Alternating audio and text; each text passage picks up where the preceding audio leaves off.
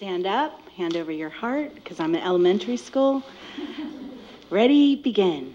I pledge allegiance to the flag of the United States of America and to the republic for which it stands, one nation, under God, indivisible, with liberty and justice for all. Thank you. Okay, are we okay? What are we doing here? Okay. Thank you, everyone, for being patient. Are we okay? Larry, might need your help. Yes, please. Please.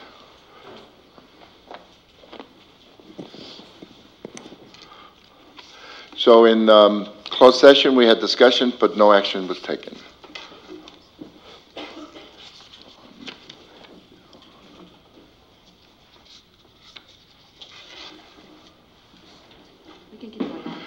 Okay, so we need the approval of the agenda. Anyone want to make any changes, Superintendent?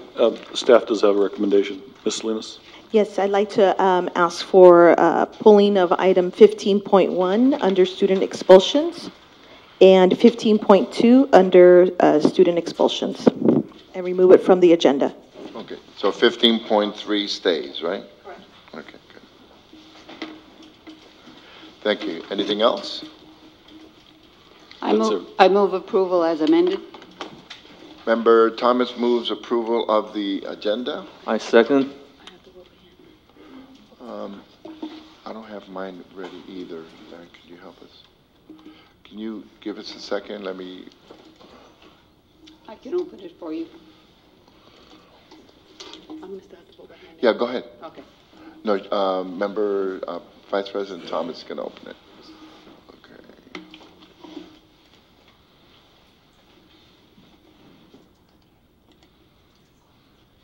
Is this Firefox? Go ahead, right. Larry, can you help me? I'm just confused here. We can vote on this if you want. Why don't we vote on this one with the show of hands? Okay. Everybody approves the agenda with the changes made by Associate Superintendent Salinas. Excellent.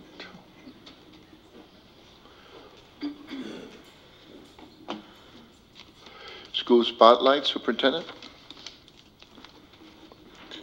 Well, with us tonight, we have Kennedy Elementary. All right. And Welcome.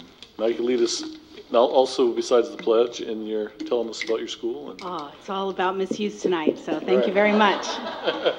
Thank you, board members, for allowing me to come and talk about one of my favorite places on the planet, and that would be Kennedy Elementary School. We have our vision statement. Our vision is to ensure high levels of learning for all students and to foster a community built on respect for one another. We strive to increase academic achievement and meet the needs of all of our students. We value the diversity in our students, families, staff, and focus on creating a safe and nurturing environment.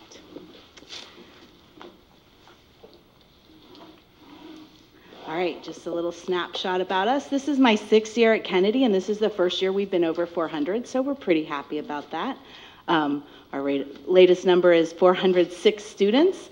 We have transitional kindergarten on our campus this year, which is so fun. They are so cute. It's so fun to go in and see them in their very beginning stages of education. We have 3 kindergarten classes this year, 2 first grade, 3 seconds, and then 2 third, 2 fourth, 2 fifth, 2 sixth, which is a really nice number of classes. Our mission is to ensure high levels of learning for all students and to foster a community built on respect for one another. We have 3 areas that we try and focus on: safety, inspiring our students, and being innovative. And so we'll talk about, there's one more on the bottom of innovative, there we go. We'll talk about PBIS a little bit later. Right now in our cafeteria, if you go in there, we have a wall of fame. That's our Soaring Eagle Award, our students who are going above and beyond. And at the beginning of the year, Mandy ordered 1 package of big silver stars, and she's had to reorder a couple of times now because the wall is full and it's now going over to the other. So we're going to start calling it the Walls of Fame.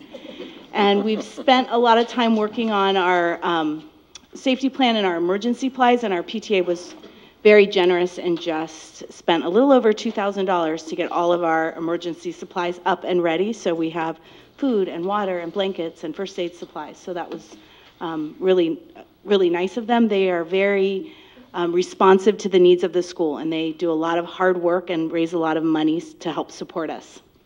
We have a student council, we have digital learning, and art is a big deal at Kennedy. Just like every school, we have professional learning communities. We've gotten into the STEAM area with a maker cart, and this year we've also had coding, Lego robotics, and fun with circuits as free after-school enrichment classes for our students, and we've had many students participate in those. We've been running back-to-back sessions since I think October, and they're ending now the end of February and March. So we've been able to provide that for our students at no cost. We have a homework club to help students who don't have anyone at home to support them, or they don't have a quiet place. And we have a choir called Kennedy Voices that has over 100 students in it. It's run by parent volunteers. And they do a couple of concerts a year, and they also perform for the Newark Chamber of Commerce at their holiday luncheon, so they get out in the community. I think they also sang the national anthem at a girls' basketball game recently. And we just this year have started a theater program, so we have after-school theater on Tuesdays, so it's a pretty busy place.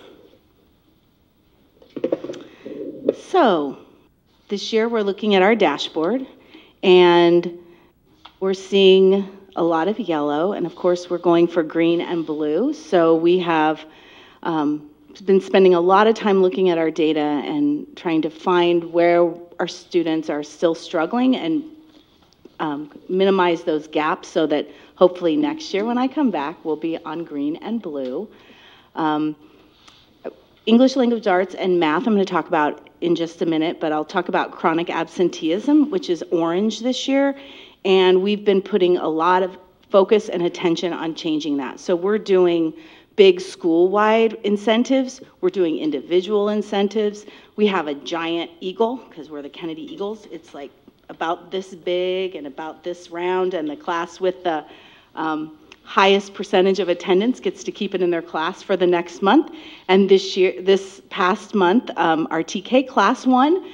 And so it was really cute because they're about this big and the eagle is about as big as they are. And so they carried it between the two of them down to their classroom where it's proudly displayed. And we also have some bobblehead trophies. So the runner-up and the next one also get something. So we're really trying to educate parents about what chronic absenteeism is, because many of them don't know.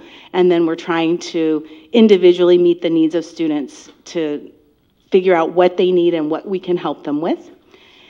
And our suspension rate is also orange. As you know, the dashboard is a growth model.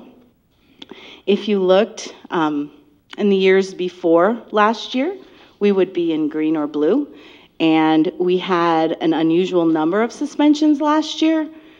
And so we dropped down to orange. This year on track, we're back on track to be, unless something giant unforeseen happens, to be back up in the green and the blue. There are reasons for those, a higher number of suspensions, and I as the principal and basically the one making that decision, and I truly believe that last year the number of suspensions we had were the number of suspensions that we needed. And so my school site council spent a lot of time talking about this because they're like, what happened? All of a sudden, we went from very few suspensions to a number, but there were reasons behind it, and I'm expecting it to be growing next year. So here's our Smarter Balanced Performance Summary. We fell by 3 percentage points on the it's just the overall test, and in language arts, and it was a greater drop in math. And so because of that, my teachers are spending a lot of time working in their professional learning communities because we really want to be able to have more students be proficient or advanced. So we're kind of approaching professional learning communities as it's common sense, as Tim Brown says. It's common sense to be clear on our targets, so those are our standards that we're saying are no excuse standards, and that teachers are repeating back and forth to make sure the students understand the standard and are proficient at it. We're using assessment to nurture achievement, and we're collaboratively helping students that struggle.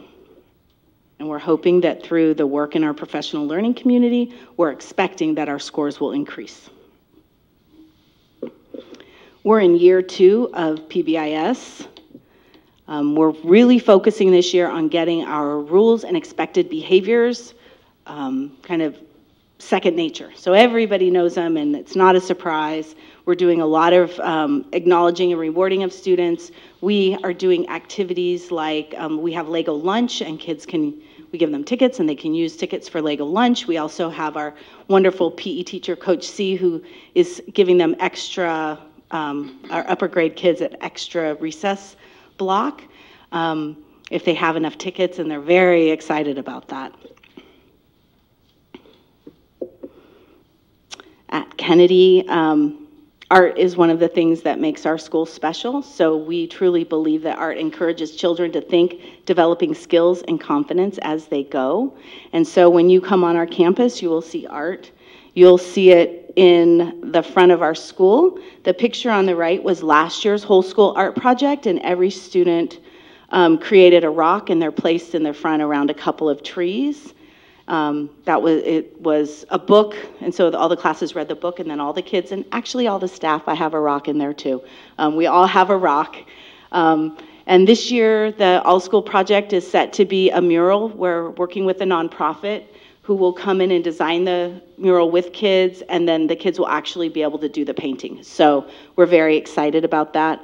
But some of that art is in our office, and it's around our school. Our kids participate in art every month, at least. We have parents who run an art program, basically, and each classroom has an art parent, and they learn about different artists, and they learn about different techniques, and we have actually an art room with supplies. We're very fortunate. It has watercolors and pastels, and every child gets to create something on a canvas every year. So the art program funds itself, because every year we have an art show. And at the art show, we display students' beautiful art, and then we also have auction items. So, for example, kindergarten students have painted watercolors on paper, and they get cut out into shapes, and they're made into greeting cards. So we sell greeting cards. We do a whole school project that gets auctioned off, but lots and lots of different things to see and participate in. And so we really would love to have you come. This year it's April 12th, and it's from 5:30 to 8. We also have usually dancing, or last year we had the taiko drummers, so there's usually some kind of other entertainment, but we would like you all to attend, and I have an invitation for you.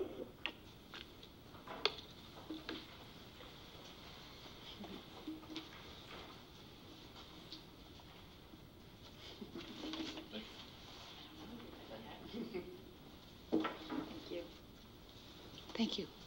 I think Nancy's been before. I've been. It's great. It's a Yes. fun event. So, and they weren't sure how many of all of you would be here, so your invitations are in the mail. Okay? So thank you very much for taking time to hear about Kennedy School today.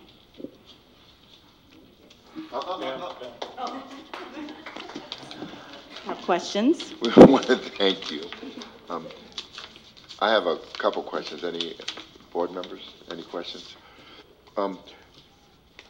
When I think about it, suspensions for elementary school kids, I guess it doesn't really, I'm thinking without being, being as generic as possible, what would be are we talking about in-house suspensions, or do you send them home, or?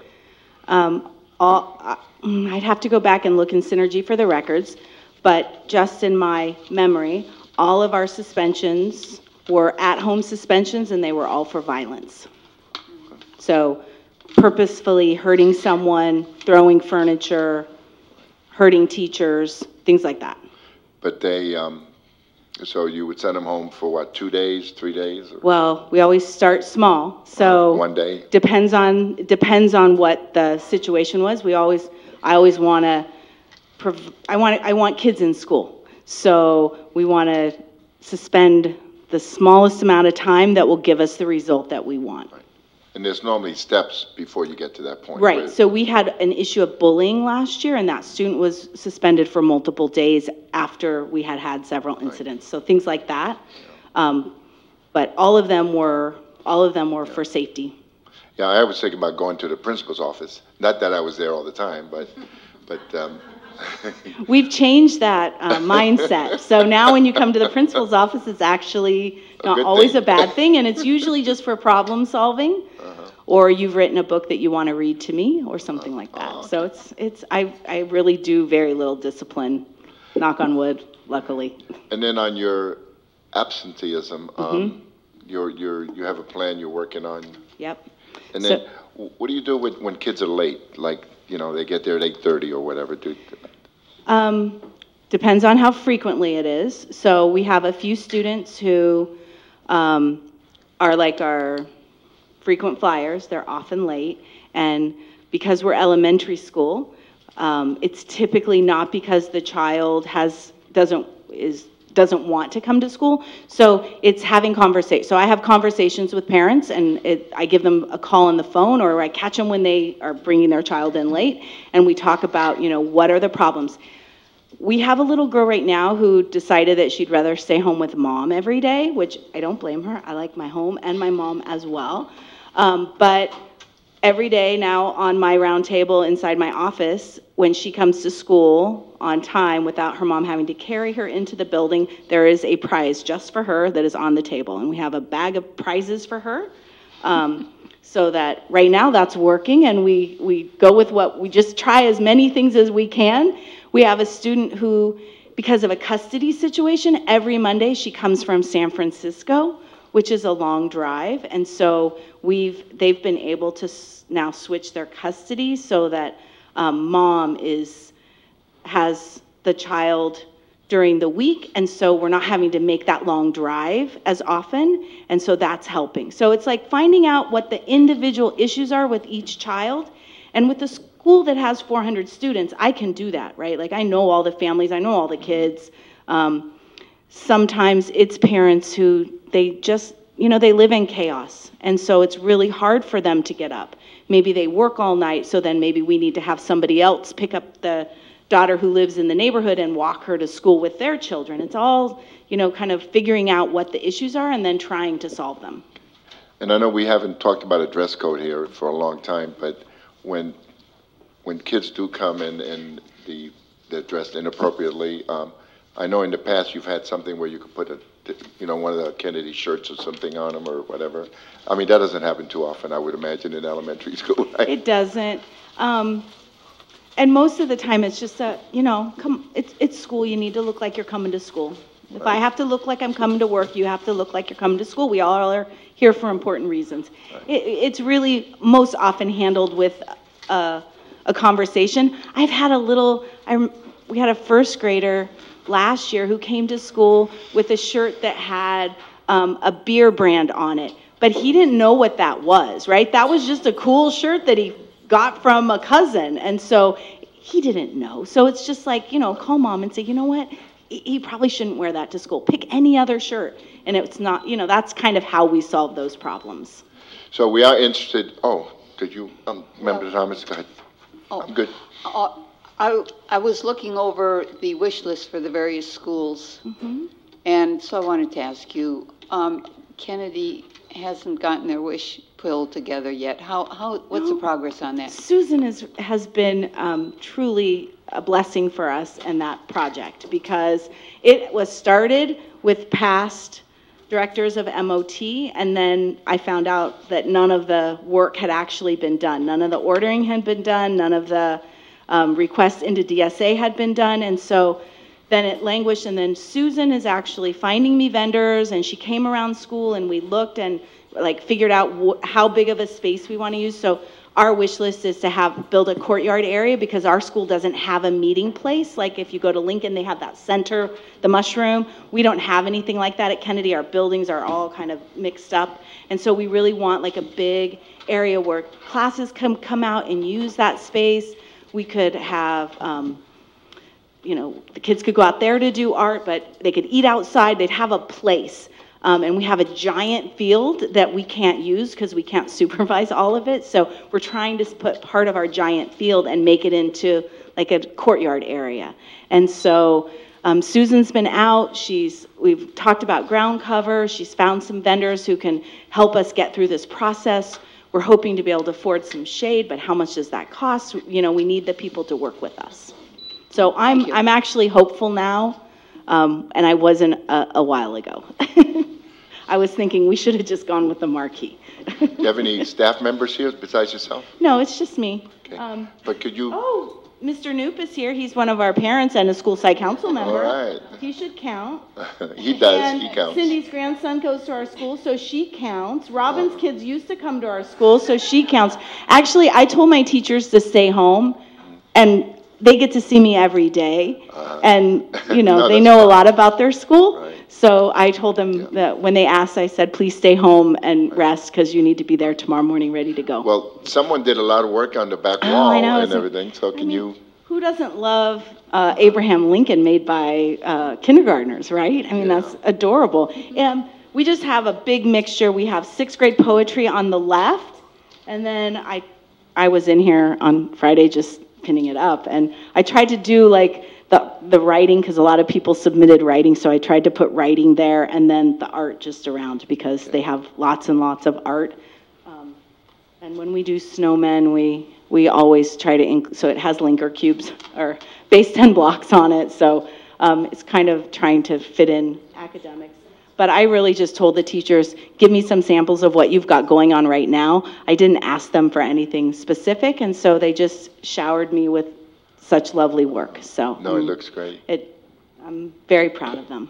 Thank you. Thank you very much. Any questions or any comments? All right. Thank you. Thank Ms. you. Hughes.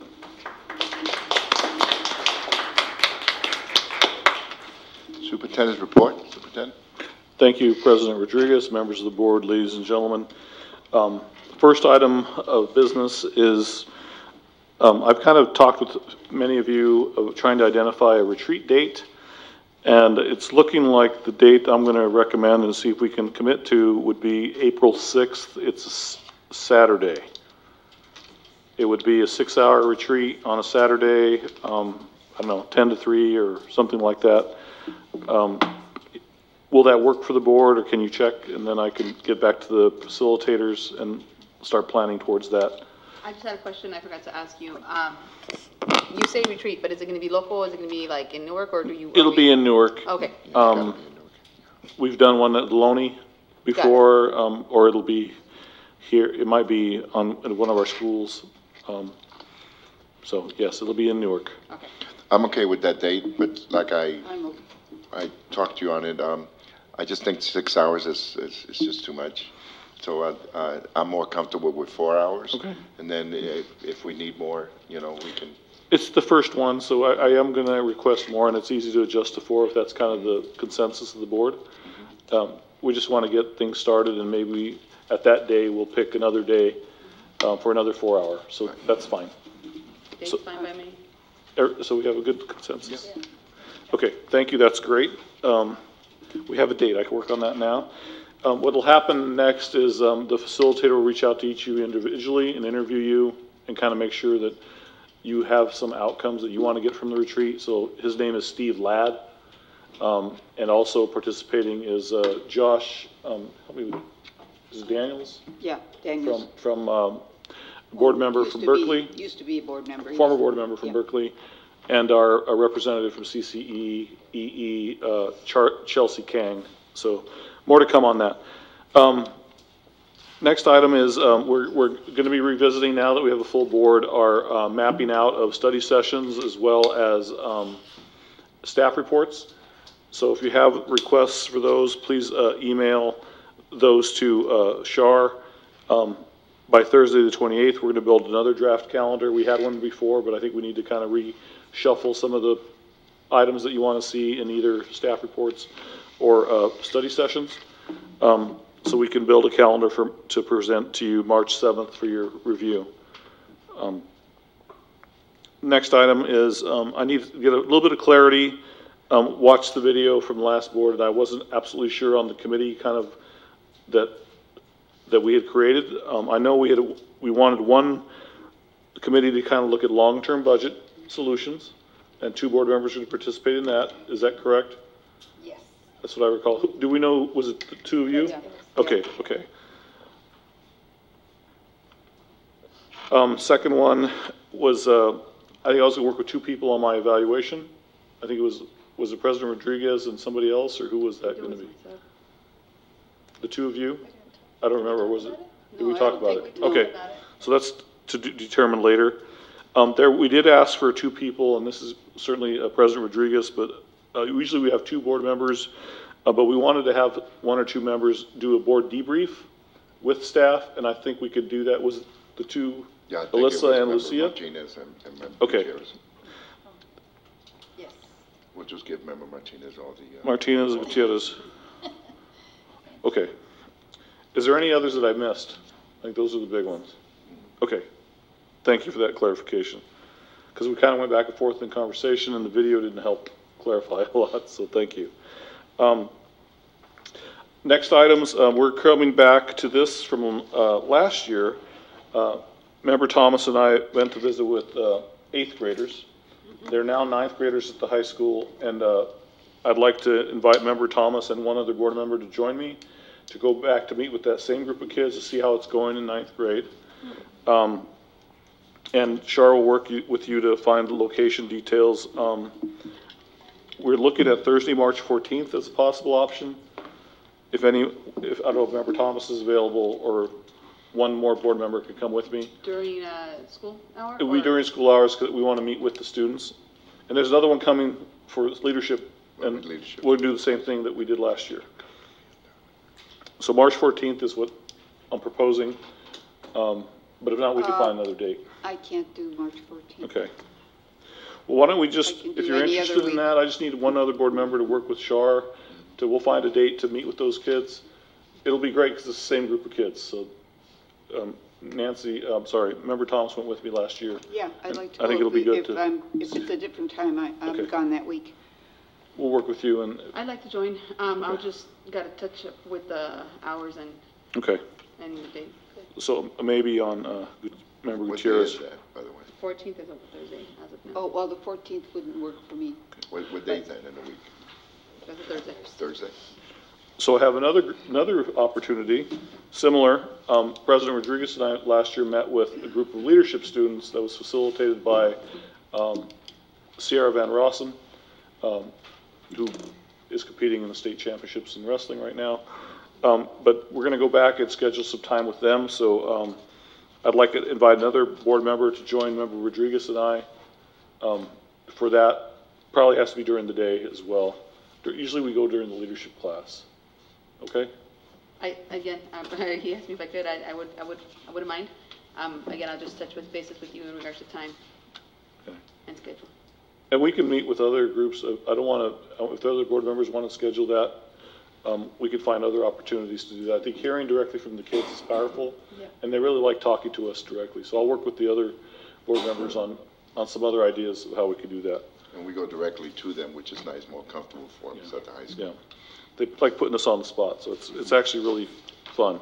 Superintendent, and is that only for the high school? Do we have anything planned in the junior high? We need to come back and start a new group at the junior high, so that's something I would suggest that we could do. Like if you haven't been able to be part of this, perhaps maybe you and member Jean can come with us, and we'll start with another. It's nice to do an 8th grade group because then you see them again at the high school, and you follow them for 4 years. Yeah, so if it's during the school day, for me, the best time might be before 10 a.m. Okay. If it's in the early afternoon, that will be really hard. Okay, we can work that out. And probably Thursday, Friday. Friday would be great. Okay. Before 10 a.m. Okay, we'll work on that. Okay. I want some other things to report. We did launch online enrollment registration February 19th. Very exciting. We're bringing that elementary families to register online. I'd like to thank Associate Superintendent Salinas and her team for all the work they've done in Ed Services and IT, just to get it launched and get it working. It sounds like a real simple thing, but as most things in government, nothing's simple. But I really appreciate everything they've done, and certainly thank you, team, Associate Superintendent Salinas. District office came together to really get that off the ground, and it's not perfect yet, but it's much better and it's moving quicker. Next Wednesday, February 27th, is our third and final parent math night at the district office. It will begin at 6:30. So Wednesday, February 27th, final parent math night here at 6:30. A few more items. Been a very busy sports season. Many of our teams have done well.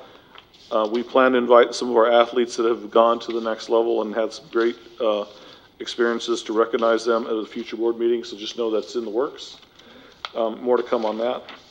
I can announce now formally that 4 of our female wrestlers are in Bakersfield competing in the state wrestling tournament. And these are their names: Ariana Pereira, I know I'm saying it wrong. No. Pereira. Pereira. Pereira. Okay. Adriana. Urza Vavau, Michaela Troche, and Sierra Van Rossum. So good luck to them all. And we're getting updates from Sierra via text and other forms. And just a quick storm update. This is my final item, and I'll be wrapping up. High school's been repaired as far as the roofing company now. We need to get someone to do some other sealing and caulking around the older HVAC units on the roof. BGP has a leak in the principal's office, which we're working on. We're working on a hole at the playground at Snow. We're getting some bids on fixing that hole. I know that recently we did open some playgrounds, so I'm glad to hear that.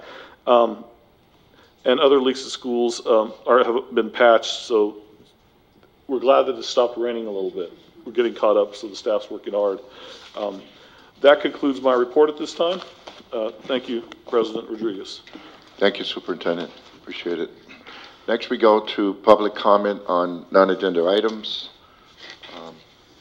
We have these forms at the back that if anybody wants to address the board on anything that's not on the agenda, you're welcome to fill this out and get it to us.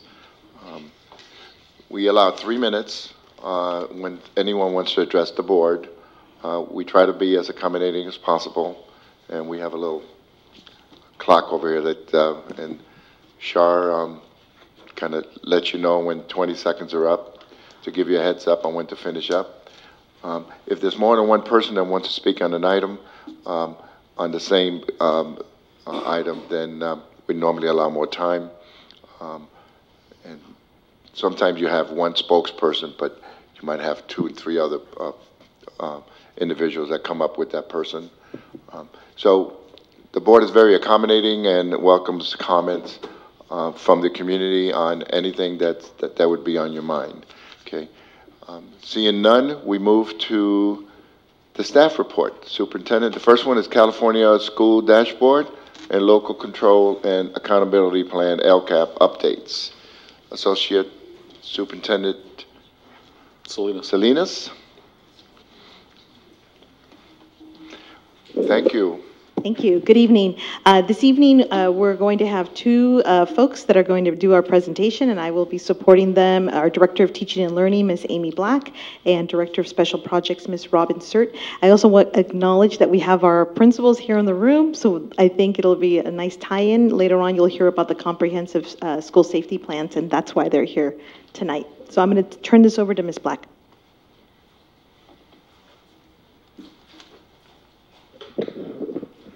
Hi, good evening.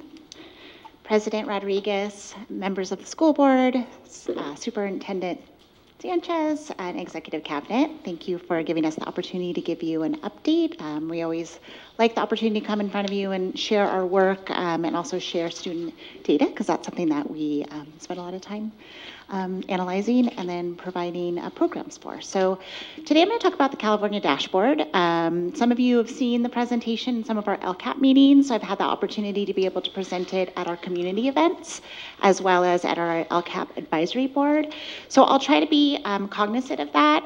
It is a lot of information and a lot of data, and I know that sometimes it can be overwhelming, so I'll give you a quick overview at a high level of just Newark Unified overall, and understand that even though I'm giving you a snapshot at a high level, most of our work is spent looking deeply at our student groups, as well as looking at grade levels, individual schools, and really spending most of our time analyzing that. But to do that in 30 minutes that I have tonight is... Oh, is that what she told? Oh, I thought it was only 5 minutes. 5 minutes, yeah, it's very difficult. So just kind of keep that lens as I take you through the data. So the purpose of the dashboard, and this is more kind of for the public, is that in the past we've had API scores, or when we had STAR testing, we were given a total number or total score by the state that would identify what additional support they were doing, or we would get a grade or a report card. You might be familiar with like top, I'm a 10 school, I'm a 9 school, we're a 5 school. Definitely realtors like to use that in their campaigning for marketing new houses. However, the state of California really felt like that was a deficit model. So it only gives you one snapshot of a school. It only gives you academics. It doesn't tell you anything about the climate or programs or student populations or needs or successes. And so one of the intentions of moving away from the API scores and implementing the California School Dashboard, which is now our new report card, is to be able to show areas of growth through multiple measures. Because it's new, this is also something that we're trying to understand and how we're going to share that with the public to be able to really understand the data that's coming forth to us. So I'm just going to kind of give you a quick, how do you read the dashboard, and then we're going to look at data. So on the dashboard, I have a little snapshot of if you were to go to the California School Dashboard, that's what the website would look like. You would type in your school district, your individual school, and you will get a copy of their report card or the dashboard. And what the state measures, they have 6 state measures that is pulled from CalPADS or from data that we present either through our students' information system or through our state testing, our academic testing. And then we also have 5 local measures. I presented the local measures to the board earlier this year, so I'm not going to spend time on that today. We're just going to talk about the 6 state measures. And also it's important to know that we get a new update every year. So every December, we get a brand new dashboard. Okay, so the state measures these 6 indicators right now. So we have academic performance, we have our high school graduation rate, we look at our suspension rate, chronic absenteeism, college and career readiness, and our English learner progress. That's actually a new indicator, so there's no data to compare it this year because we're using the LCAP, and the LCAP is new. So we'll have academic or LPAC process or English learner progress next year.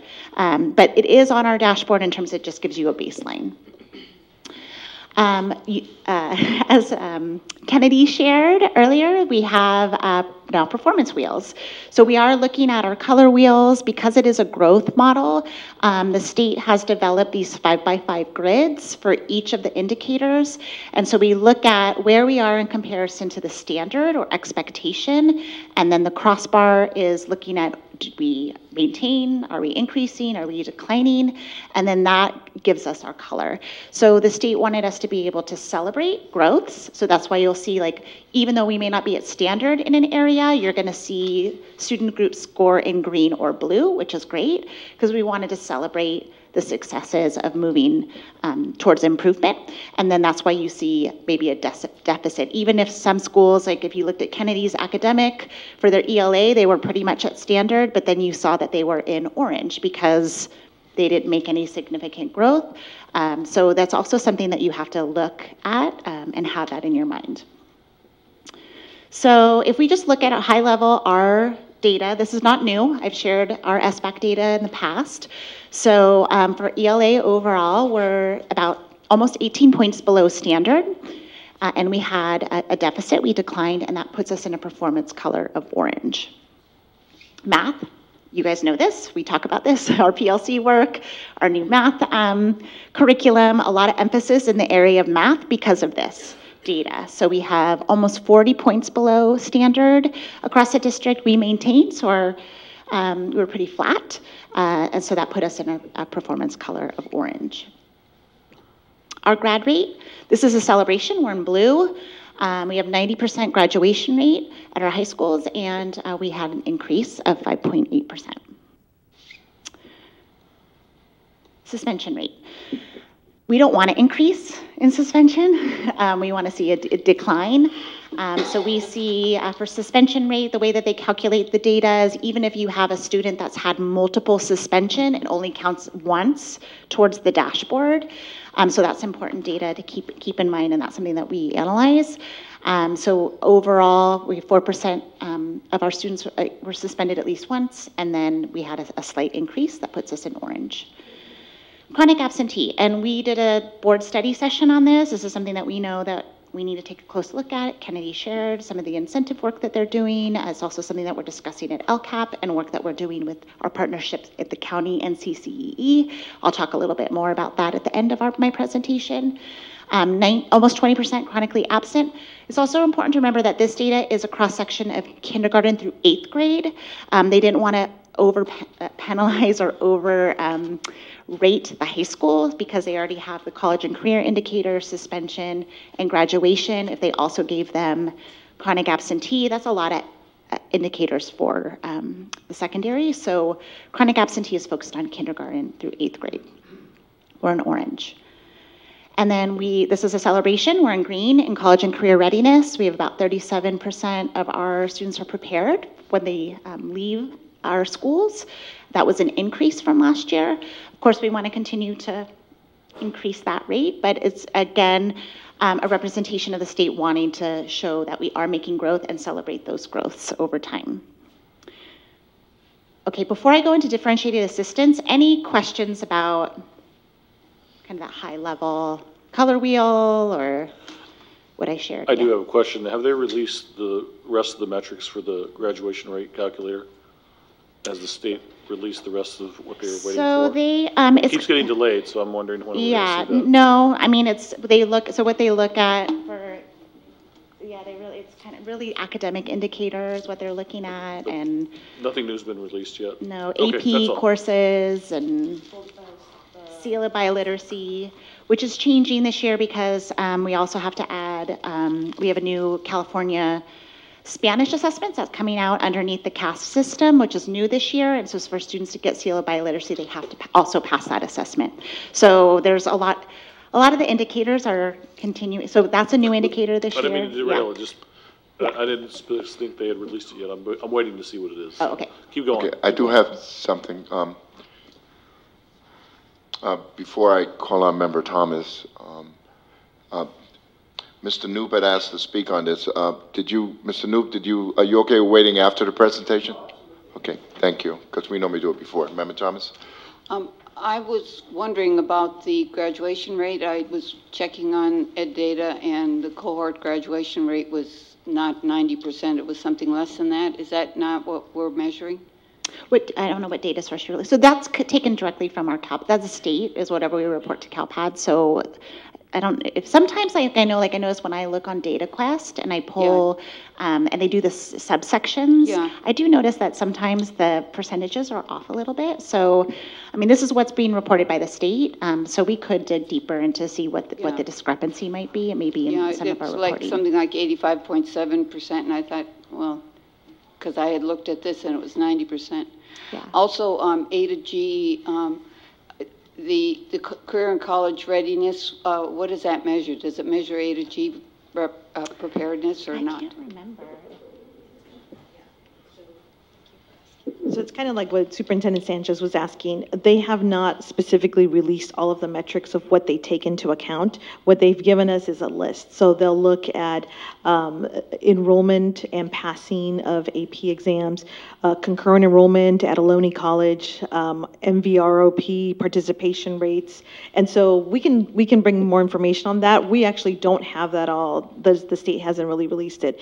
And we do have a partnership with Alameda County Office of Ed. And in fact, that might be something that we can have them support us with. Yeah, I might recommend that A to G, or if the board concurs, be something we put in our LCAP and track. Do we measure it and report it? Okay. That's kind of the point, is that the current measurements for that have not been fully released or identified by the state. I would speculate that that's because once they do, statewide, we're going to see a drop. But that's my own personal speculation, that that's why they're delaying it. But so that's kind of our frustration is, yeah, there is some measures, but they're not a true representation of what's going on. Before I go to Member John Bowen, does the board want to hear the presentation or ask questions during the presentation? So I'm going to go deeper into our differentiated assistant in schools that have been identified. So do you want me to do that? And then that might answer some of your questions. Yeah, but Bowen, are you okay with that, or? Go ahead. My question has been asked by Member Thomas already. Okay, great. Okay. Go ahead. Okay, great. Okay, so part of the dashboard is also to identify schools that might need additional support in certain student groups. And so we did qualify within 3 of our student subgroups. So I'm going to talk about who they are and what categories we qualified under, and then I'll talk to you about our partnership. So we have been identified, so basically differentiated assistant means you have to show an indicator of red in 2 or more of the indicators. Academic, even though it's 2, it counts as 1. So we would have to have red in both of the academic, I think it's red and orange, or 2 red and orange, and then a red in another indicator. So for our special education students, we qualify for differentiated assistance under chronic absenteeism, as well as academics. And then I'm not going to go deeply into the numbers, and I put on the bottom kind of what subgroup that is. Remember, chronic absentee is kindergarten through 8th, and then our state testing is 3rd through 8th and 11th grade, but so that kind of gives you an idea of what data is getting pulled. I know those questions have come out like, oh, the number of students aren't the same, because it's not the same group, a cohort that we're looking at. So that's one of the groups that we were identified for. Another for differentiated are African American students in the area of chronic absenteeism and suspensions. And suspensions is a K-12 measure. And then also our homeless students, chronic absenteeism and suspension. So a common thread is that in all 3 of our subgroups, chronic absenteeism continues to come up, and then that's something that we've talked about, and it's definitely an area of need and a high focus for us. It's on our ongoing conversations at our principal meetings, as well as our meetings with the county, now that we're in differentiated assistance. We actually had a meeting today with them, and a representative from attendance work, and looking at what we can do to start to tackle this significant issue with our students. So that gives you an overview of differentiated assistance. There's another component under ESSA. So I'm going to tell you about all the qualifiers, and then I can answer any clarifying questions. So in addition, so as a district, we're identified for differentiated assistance, but under ESSA, which is the federal requirements, we also, this is program, can I skip through this? Under ESSA, we can also, our schools can be identified under these 3 categories. CSI, which is comprehensive support and improvement. TSI, which is target support for improvement, which the state isn't releasing, so that's just sitting there. And then additional target supports for improvement, ATSI. CSI, only Title I schools are eligible, and it's, I think, below 5% in terms of their overall scores and their indicators, and then also graduation rate is an indicator. So our schools that fall under CSI are music, Graham, and Bridgepoint, and then I'll show you which groups qualified for that. And then under ATSI, which are specific student groups based on their indicators, whether they're, it's over a 2-year period, red or orange, and they're not making improvement, they can be identified, and that's Schilling and BGP. Let me show you the overall. So CSI is all Title I schools. This would include all student groups, so you're not going to see it drilled down into specific group.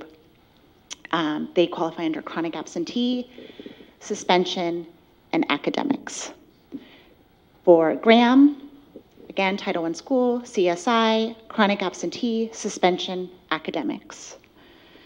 Bridgepoint, they qualify for graduation rate. Now, the cutoff rate is 65%. You're going to say, but it's a 68%. Remember, it's a 2-year growth indicator. So if they continue to have a trajectory of over 65%, I would anticipate them being out of CSI next year. The ATSI is for specific student groups that are identified of not making significant or making growth within 2 years. So our English learner population at the primary school was identified for chronic absentee. So remember, they're kind of a unique case. They don't take state testing. So really the only indicators that they could come up for would be chronic absentee or suspension. And then Schilling, students with disabilities were noted for chronic absenteeism, suspension, and academics. Okay, so I'm gonna go back. That's a lot, right? So your question is, what are we doing, right? That should be your question. So our program analysis and planning, so in these 3 areas, we just wanted to list some of this is work that we started last year in our partnerships with the county and also with CCEE. So it's been establishing relationships and foundations, and now we're at a place that we're actually also getting funding and identifying how we can allocate resources to tackle these really big problems, really, right? So chronic absentee, we have a partnership with the county. Like I mentioned today, or the work we did today with attendance work, and we're going to continue our partnership with them through differentiated assistance. Last year, we received a Prop 47 grant to look at attendance and being able to provide incentives to schools, being able to start pulling more detailed reports about chronic absentee and having those conversations and looking at what we need to do to support families. We have our SARB process, talking about looking at what are we doing. This is something that actually we're talking about for rolling out for next year. What's our positive attendance campaign at a district level in terms of our PR with communities and families, so they understand the importance of sending their students to school and the impact it can have if they don't. And then reviewing our current processes in terms of just coding our absences and just our internal processes in terms of how we report that to CalPADS. Do you? Okay. And if you recall at the study session, that was one of the first things we were going to do, and we did. So we met with principals and had their feedback as to kind of what's happening when the child first walks through the door and he's 20 minutes late, and what's the process that you go through. The next piece is with our attendance clerks and having them review the flow chart. And this is a process that the county office actually took our team through to really see where, making the assurance that we're coding our students correctly. That's number one. I think now with the online registration, it's going to actually also allow us to get clearer data in terms of, is a child identified as a homeless student? Is the child an English learner? So those are the other processes that are kind of happening in the background to support this work. The other piece, as you know, with our partnership with CCEE, we are actually now going to receive some funding that will be one-time monies through June 30th, where we're going to meet working with human resources and having some beginning discussions around supplementing attendance clerk hours between now and June 30th as a one-time to really clean up processes, and this is through some of the funding that we got through CCEE. Okay, suspension. So we've had a really solid and strong commitment towards PBIS, and I believe all our schools are now in one of the phases, whether it's the first year or entering multiple years. And then we put /MTSS. MTSS stands for Multi-Tiered System of Support, which if you've been in education for a long time, it used to be called RTI, or Response to Intervention. Basically, it's what are we doing to have intervention or support for our students. It's just a fancy education name. So we're exploring what are the systems that we have currently, what are we missing, and then going through that exploration process and then what we need to implement. We've also provided attorney trainings on due process, investigation, and then we're also looking at what we need to do to expand our culturally responsiveness training with our teaching staff and with school site administrators. So that's something that's on the docket for moving forward for next year. In academics, we have had an ongoing partnership with CCEE, and that's been our work with PLCs, professional learning communities, and the work that we've been doing to focus on math. One thing that we would like to do just with our latest indicator with SPED, and this is something that we're going to discuss with our principals, is this idea of in our fourth cycle, so we have 4 official PLC cycles, looking at doing a subgroup of special ed students and teachers classes and collecting some local data on that, and that will hopefully inform some of our future interventions and next steps.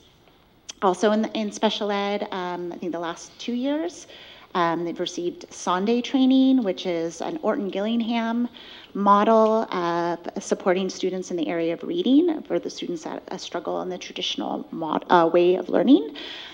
So that's been really supportive, especially at our elementary schools.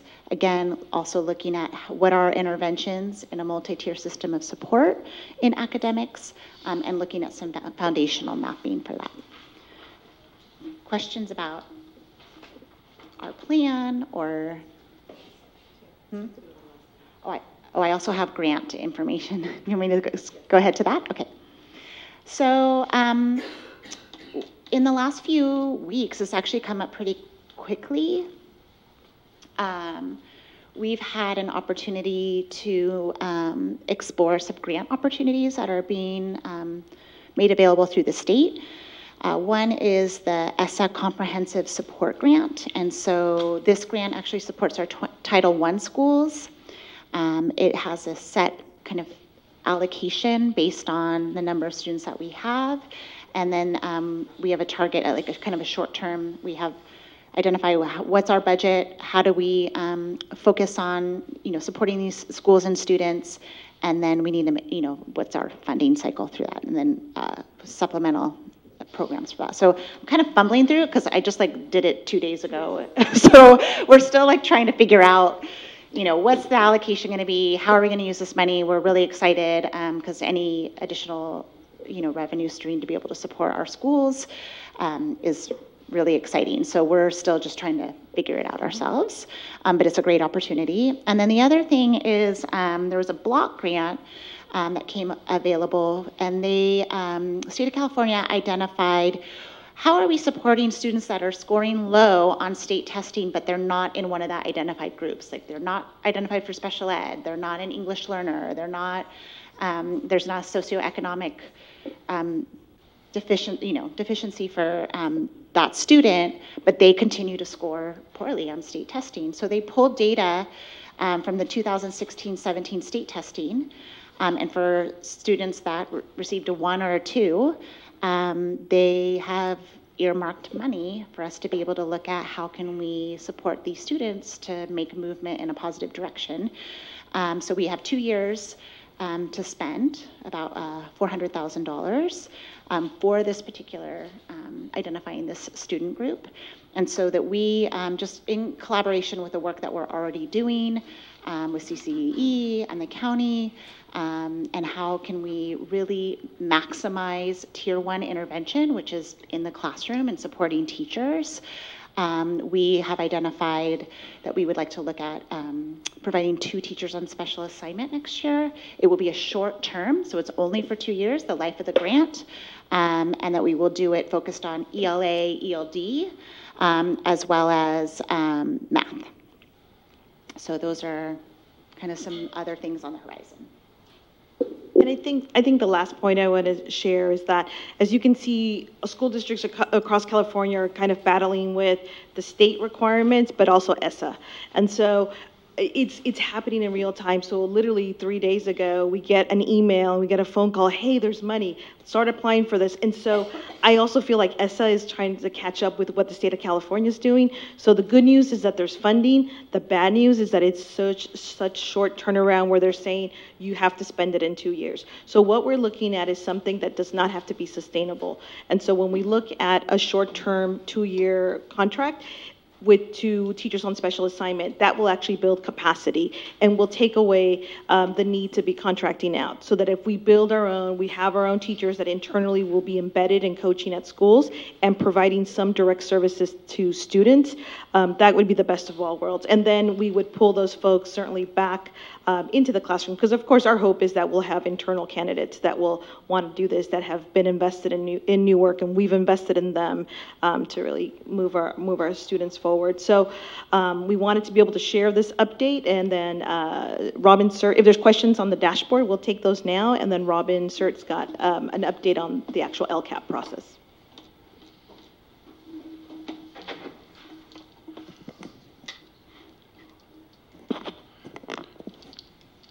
Any questions on the dashboard portion? Okay. So before we move on, so since Mr. Noob had put for the dashboard, did you want to come up now, Mr. Noob? Might be a good time. Thank you. Thank you. Just quickly, I do want to give some feedback on the parent view software. I think that's a great software, and it gives so much information, and it's going to save parents and staff so much time in filling in these things. So I think that's a winner. So just having said that, I just want to say something about the chronic absenteeism. I think there's something going on with Newark Unified. It may be on how we record the absenteeism numbers, because we are at the bottom, almost, at the bottom section, if you look at Alameda County. There's only a few districts that are doing worse than we do. If you compare the data with Fremont and New Haven, the patterns are just totally off. I mean, you know, Fremont and New Haven there's some difference between them, but they follow a predictable pattern. But the patterns for Newark are just off. And looking at the data more in detail, you know, there's certain groups that have a higher incidence of chronic absenteeism. But I think for Newark, it's really in the averages. The problem is in the averages. So, and you know, I really would like to say that, you know, somebody needs to look into it. You know, are we recording in a different way than other districts do? You know, there's some groups where you have a higher chronic absenteeism, like, for instance, the kindergarten. Now, of course, there's a situation the California government actually doesn't require students to go into kindergarten, but, you know, we want kids to go into kindergarten. But the data is just odd. That's just my definition, and it's not a very accurate one, but it doesn't add up. So I think we need to look in it, but it looks like it's the averages that's the problem. It's not a couple of specific groups. Thank you. Thank you. Thank you very much.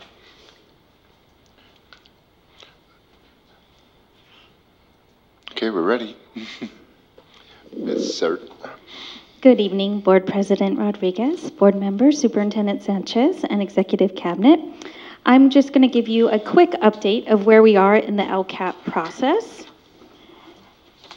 Start here. Just a reminder, I know some of you are new, so I wanted to just reiterate the purpose of the LCAP, and it's really the requirement by the state that we create a plan that's going to support our English learners, foster youth, and low-income students, and that all members of the community have an opportunity to be part of the process in creating the plan. So Ms. Black shared with you the dashboard, and the dashboard really identifies the areas of strength and our areas of need. She's also in the past shared with you our local data, and we take those two big items, and we look at those and analyze them and determine what we need to put into the LCAP to address our areas of need. And really the ultimate goal is improve student outcomes. So where are we in this process? I just wanted to highlight to date, we've had already 3 LCAP advisory meetings. We started earlier this year. We started in October. We've had presentations on all of the action items in the LCAP. And so I really felt it was important for our advisory to understand what the action items were. And so at each one of our sessions so far, we've had 3 presentations, a minimum of 3 presentations, describing what we're doing in that action item, how it's going, what students we're serving, and looking at data if the implementation is strong, if we need to make adjustments, and making recommendation to the LCAP advisory. So far we've had presentations by our counselors. We've done the EL roadmap, academic achievement, technology, HR, special education, MTSS interventions, and NGSS. Our next meeting, not last, is in March, where we're going to have a presentation on PBIS, parent engagement, and school climate. And then after we have all of those presentations, we're going to look at recommendations from the group, as well as the rest of the recommendations that I'll share with you in a minute, in April to really prioritize. I'm also meeting with our DLAC community, and we've had 2 meetings so far, and I'm trying to replicate the same process with our DLAC so they can also make recommendations for our LCAP. We had an LCAP community event in January. That I know Board Member Thomas also joined us. We had one in the morning and one in the evening to offer our multiple opportunities for people to join us. I'm going to share with you tonight the recommendations. We had 3 breakout sessions. One was basic conditions, looking at our budget, looking at our hiring practices, and looking at our maintenance and operations. And then we had a school climate. We looked at the chronic absenteeism, our suspensions, and our cost referrals and PBIS. And then the last breakout session was academic achievement. And then finally, the most exciting part that I'll get to share with you tonight are student recommendations. At the LCAP community event, we had students from the high school and students from the junior high that participated in that event, because we really find that it's really the student voice that I think we sometimes overlook. And so we wanted to make sure they were included in this process. But because it's really hard to get students from the elementary, I am going out to all of the sites and having lunch with them. Pizza always makes everything better. So I'm having lunch with them, and they're sharing with me their recommendations. I've gone to 3 schools so far.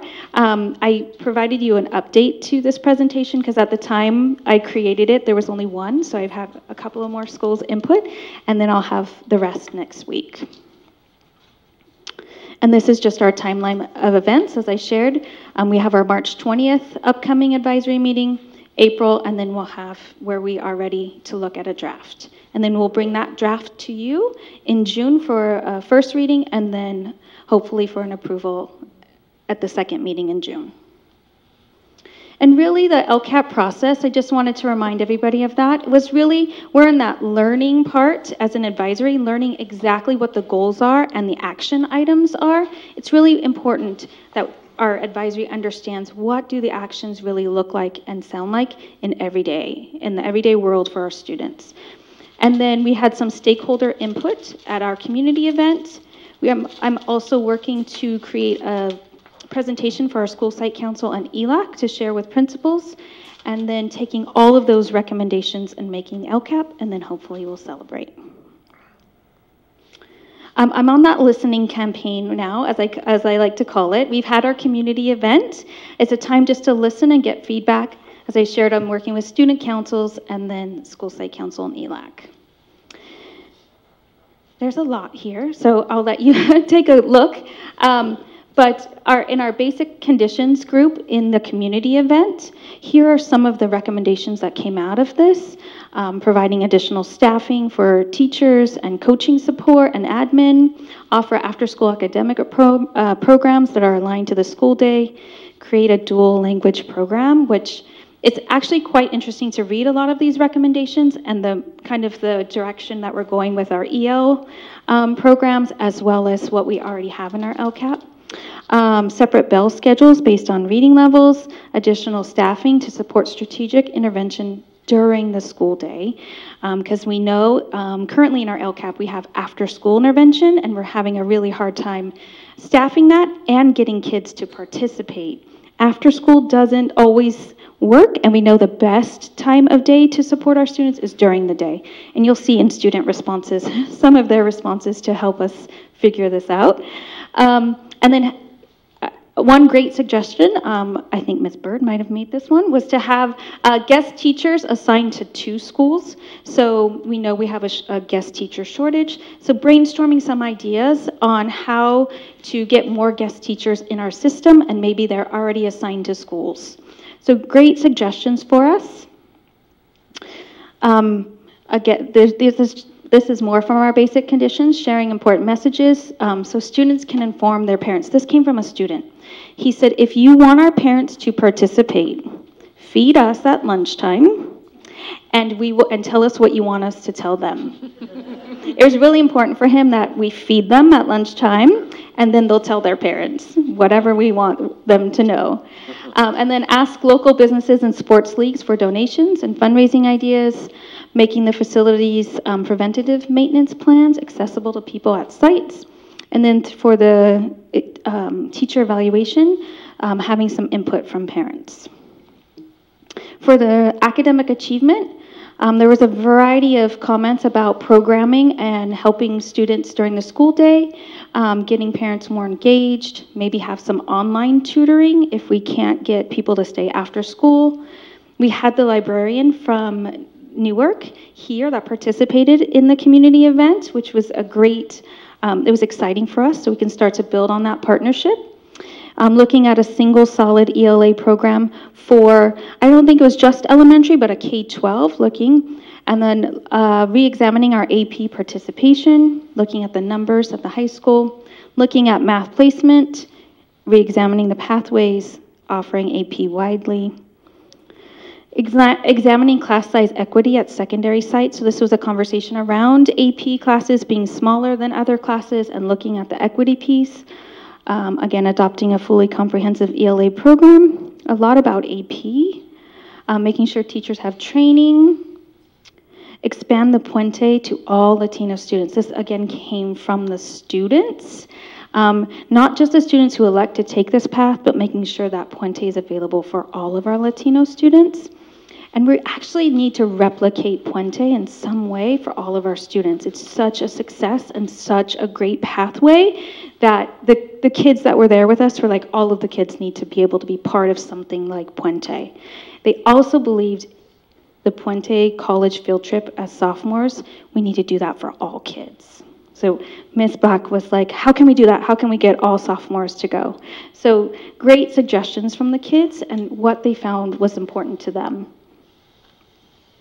Sorry, I'm going to go back really quick. They also talked about using themselves as tutors for math for the younger kids. Offering tutoring at every school instead of just the Title I schools. Having food for our SED students, more one-to-one help.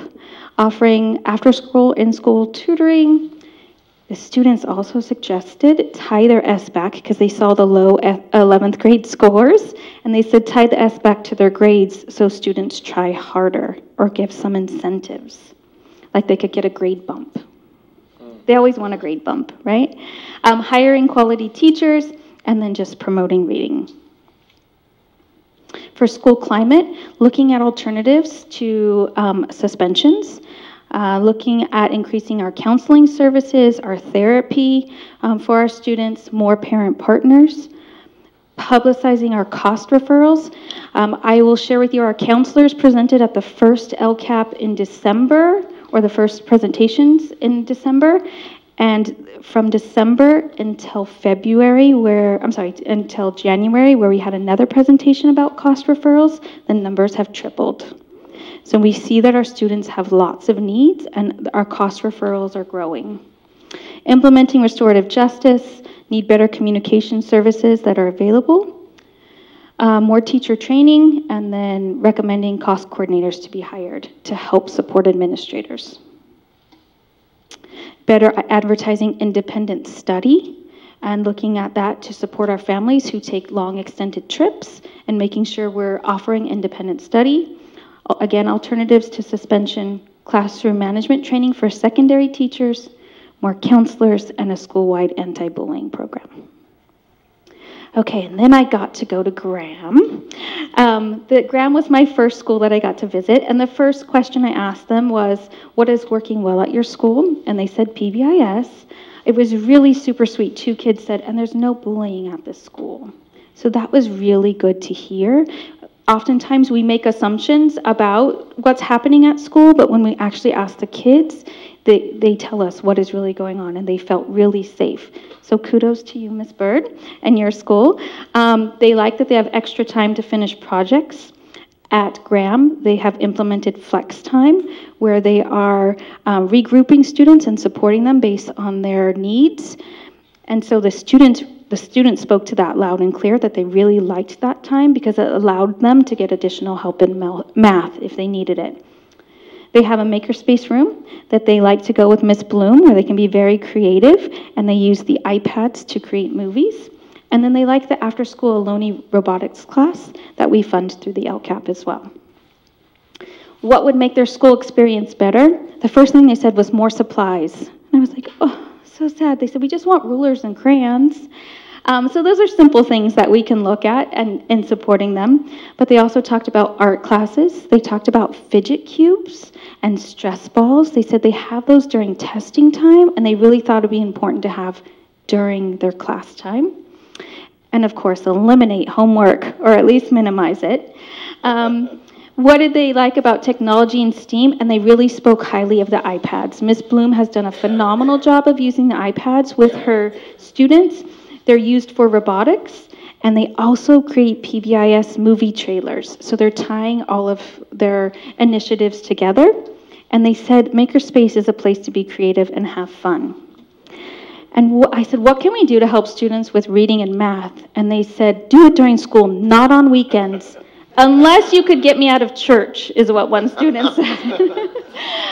So they really believed that they wanted the extra help, and they really, again, spoke to the flex time and how they liked getting the differentiated support during the day. They were very articulate, too, about knowing how they were chosen for their groups. It was based on their iReady scores and their DRA. Oh, so a couple of extra slides that aren't in here, but I shared with you in the packet, and we put a few out in the front, was since Friday, I've gotten to go to Kennedy and Schilling, so I just wanted to give you some of the student input there. What's working well at Kennedy, and these 2 principals haven't heard this yet either, at Kennedy it's PBIS, experiments in science class, the iPads for iMovies. They have the art class once a month that Ms. Hughes spoke about, Kennedy Voices, and teachers giving them help in small groups. What would make their school experience better? And this is what we would all typically expect: better cafeteria food, right? It's always about the food. Music classes, longer time to eat and more recess, less homework. Start school later. That was an interesting one. And I'm always talking to the upper grade kids, and it was very interesting. They said, we would like the younger kids to go on more field trips. They don't get to do very much. More library time, technology class, science materials, band, and then they all really liked this one, culinary class. Again, for technology, they're using their iPads to create iMovies, and they now have a green screen, so they're working on that as well. And then any ideas to help students who need extra help in reading and math? Peer tutors during the day. And then they said we should have a review day where we're not learning anything new, and teachers can then pull students who need extra help. See, they're very creative. And then at Schilling, oops, I missed their first page. What's working well at Schilling? I think I missed that.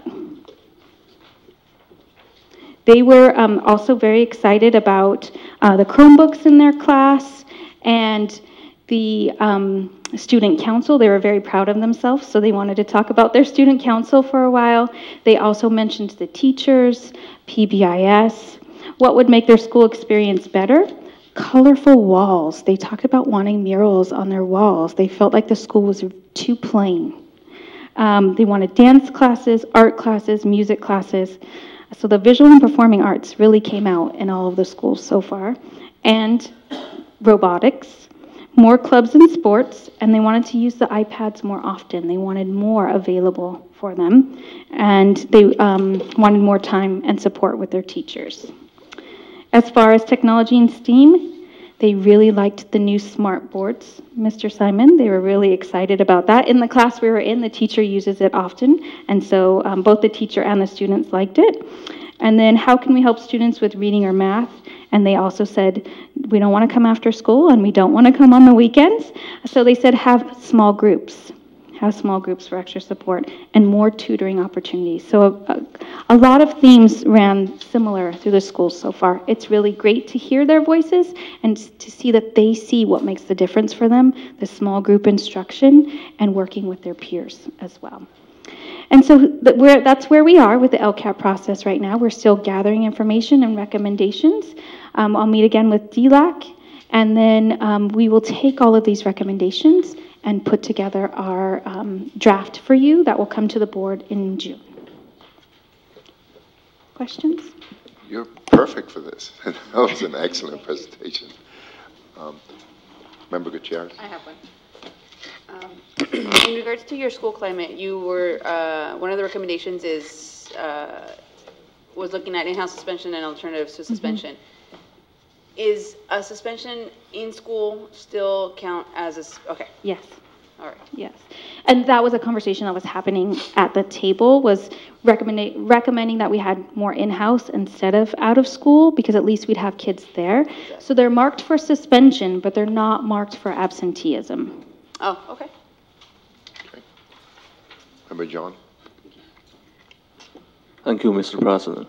So I got some question about your AP classes. Yes. Can you give me some number about the percentage of students that actually eventually take the AP exams and the percentage of the passing rate and the people that got 5 on the AP exams? Right. At my last presentation, I actually had all that specific information, but I will share with you there are over 300 students. I just spoke with Ms. Meyer today because we're trying to schedule testing and AP testing. There are about 350 students who will take the AP test this year. I can't remember the percentage of passing from last year, but I can bring that back to you as well and share with you the presentation I did prior. So I can bring that back to you. Member Martinez? Actually, I had a different, I had a different question, but I will ask a follow-up. So of the 350 that take the test, that represents what of the total actual kid population that's taking AP classes? Is that like 100% of all the kids are taking the test? No. So there's about, because students take multiple tests as well. So initially at the last presentation, it was over 400 spots in AP classes. So it's more than 2/3 of the students are taking the AP exam. The question always comes, why don't they always take all of the exams? It does get pretty expensive if you're taking multiple AP tests. Having a daughter of my own who has 3 APs, sometimes if you're doing better in one than another, you might choose to only focus on one. It really depends on the student. And then there's a lot of variety of things that go into taking that test. The thing to consider is our 11th graders get tested a lot, right? They have SBAC testing, SAT, AP tests. AP tests are the last tests. So some students just burn out by that point. Okay. My original question was going to be around the timing. Obviously, a ton of suggestions. All that needs to be converted to actual goals, actual measurable goals. I know that we need to do an approval in June. So how much time realistically will we have to actually look and react to the proposed goals and targets? Right, so our last presentations are in March, and then we begin the prioritizing process in April. So we have April and 2 May dates as well. The other thing to consider is we can't change the goals. We can look at the action items because we're in year 3 of the LCAP, and so we can look at modifying our action items, but we can't change the goals. So we're in the last year of this process. So it's really looking at what we're doing. Is it working? Do we want to continue to maintain the funding? Do we need to make some slight changes to what the action item says? Sorry, you're right, and it's the action items. I think just in my experience in participating in the meetings, as I looked at the action items, what I think what was missing for me again is the tie back to, that measurable, right? Right, and so this year in each presentation, I had data. Everybody who presented data on the implementation of that action item, how many students benefited from it. So there was data tied to each of the presentations because I wanted that to be clear for the advisory. Is this something that we're really seeing a benefit for our students? Okay. So we really try to tie that into every presentation, but it also gets very overwhelming for the advisory as well because it's a 180-page document and we are presenting on probably 300, 400 action items. It's a lot to process. I had a follow-up on the AP. I remember Monica taking 3, and I kept discouraging her down to just only take 2. But I know kids, end up doing what they want anyway, right? Right. Well, in colleges, right, a lot of them, they don't, especially UCs, they're looking at the level of classes you're taking. Right. Right? They don't necessarily look at you passing the test. They look at the level of class that you're taking, and they really require you to take the AP. Right. So at the high school, do they start taking AP classes as sophomores or basically sophomore, juniors, and seniors? Yes. So the 350 then would be maybe 1/3 of the entire population? Of the, sophomores. I would imagine we have maybe... There's not as many in the there's not as many offered for sophomores. It's mostly juniors, seniors. It's mostly juniors and seniors. And I think there's just a history class for sophomores. I know the AP teacher would probably encourage them to take the test, but they have to get like a 4 in order for it to count toward college? It depends on the school. And even some schools, you can get a 4 or a 5, and they still don't accept it as credit. And some schools accept a 3. It really depends on the school. Each school has their own entrance acceptance. Right. So if money might be the reason why some of them don't take it, is there a way that we can help with that? Yes, so we have the College and Career Block Grant, which is also written into the LCAP, and that supports our students who are SED students. The fees are waived for them.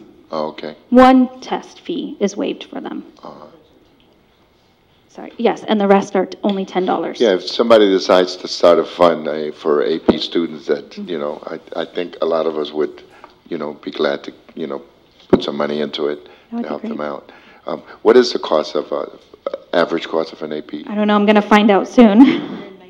$91. Yeah, it gets expensive. Anyway, anyone else? Any other questions? Thank you. Anything else, Associate Superintendent Salinas? Thank you. Thank you, Ms. Hurd. Thank you, Ms. Black, for your presentation. Okay. Now, most staff reports. Because it's LCAP and we're talking about dashboard and everything else, it took a lot longer, but we normally try to keep the staff reports around a half hour, and then the board normally asks questions, so you're under 45 minutes. So with that, I hope that the next one is not that long, the demographics, Superintendent. It won't be. Okay. Go ahead, Kai. Next up, we have Davis Demographic, Mr. Davis, as well as Mr. Isal from Davis Demographics. They're going to present about our demographics in the city of New York. My apologies, President Rodriguez. I think you may have a speaker card. Oh, yes, I'm sorry. You're right. Can you give us a minute, Mr. Newt? Sorry, And sorry for being disruptive. Yes, I looked at the demographic study, but I specifically looked at the capture rates. And, well, the lucky thing is that Davis Demographics made one in 2016 as well. So we have a fall 2016 and we have a fall 2018. So it's easy to compare these. And, well, if we compare it and we look at how many students of the pool, potential pool we got, it's about 485. And if we look at how our enrollment behaved, it was down 190. So that's pretty darn shocking, right? But, you know, I do have some questions whether these numbers are actually accurate. Because, you know, as everybody knows, there is an Bay Area exodus going on. And perhaps traditional measuring methods are not fully applicable for this. Because if these numbers are true, I think there's a serious problem. The only two schools I saw that were positive was Kennedy and Graham, and all the other ones were down, with Schilling leading the pack, enormously down. So, you know, I kind of hope that the numbers can be explained in terms of, well, maybe we have to adjust our capture rate for the Bay Area exodus. And so I would hope that the Davis Demographics folks will comment on that and reassure the district that these numbers are indeed correct, or perhaps maybe they want to give an update to these things. Thank you. Thank you. Thank you very much. Gentlemen, you're on. All right. Well, with that great opening. Welcome. Well, Superintendent Sanchez, board members, appreciate being here tonight. I'm Greg Davis with Davis Demographics. I think you know Esau as well from previous board meetings. I know there's a lot of questions, and hopefully tonight we're going to bring you a lot of information, and we're going to get that up. Give you a lot of information. Hopefully this will be the beginning of a continuing dialogue to try to understand what's going on within the Newark district. Okay.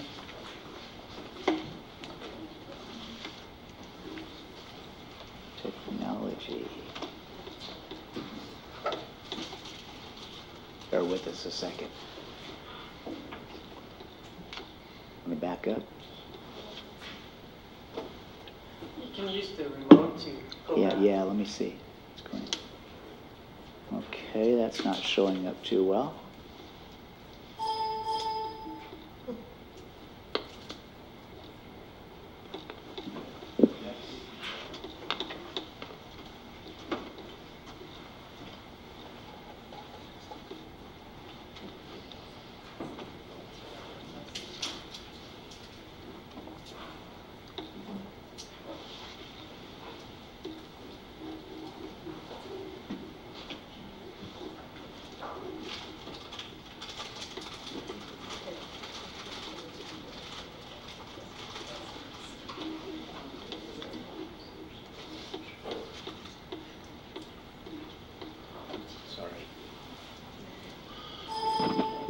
We can take a couple of minutes if the board wants. I think Owen went. Are you okay, or do you need more time? No, something's not right.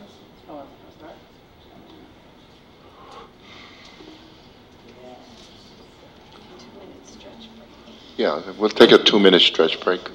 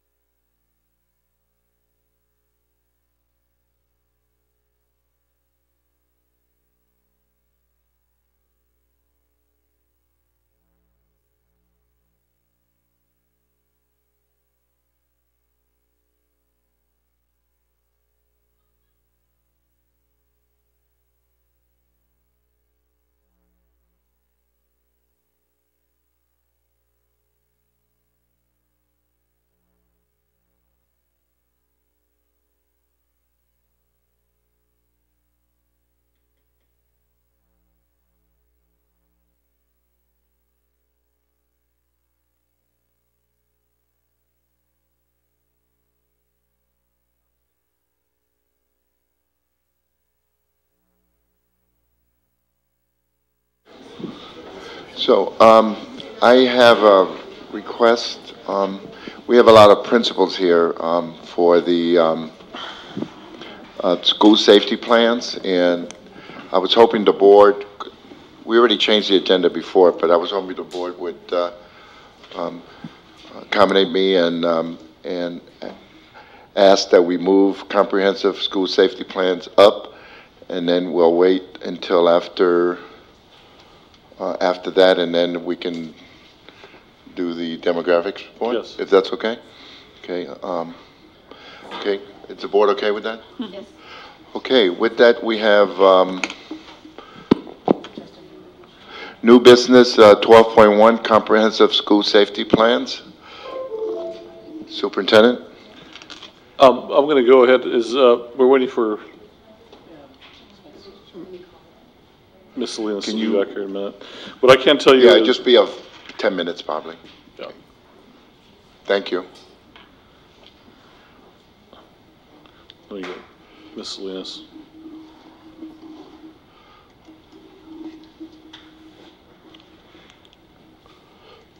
So since we have a minute, I wanted to address the gentlemen that are here with Davis Demographics.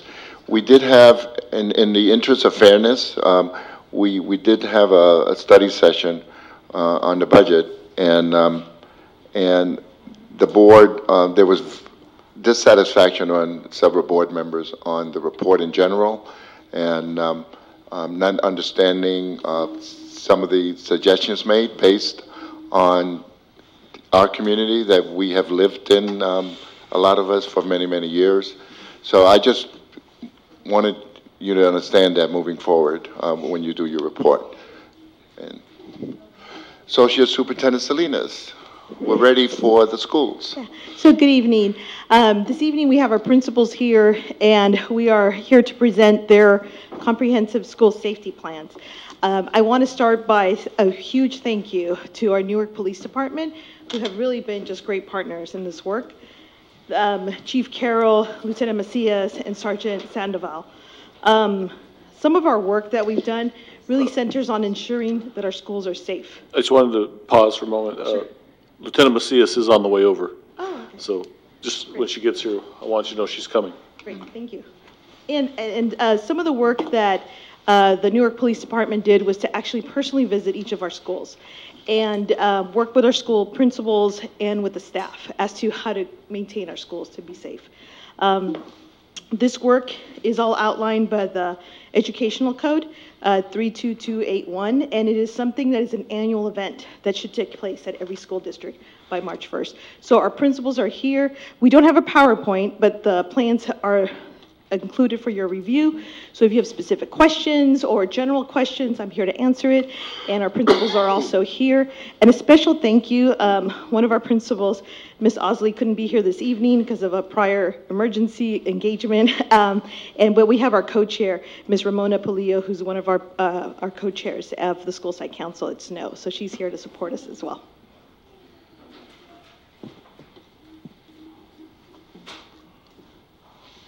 Okay. So if you have any questions, and then we move this forward for your approval this evening if there's no questions. Any questions? Okay, then I need a motion for approval. And then before you do that, when the lieutenant comes, we'll just take a minute and introduce her. Okay. Well, I think before we make a motion, I would just like to thank the principals and the police department and everyone involved with these comprehensive plans. They're beautiful and really well done and thoughtful. And sorry you had to stay here so late, because I think it's going to be an easy thing for us to approve. And we really appreciate all the work that you've done.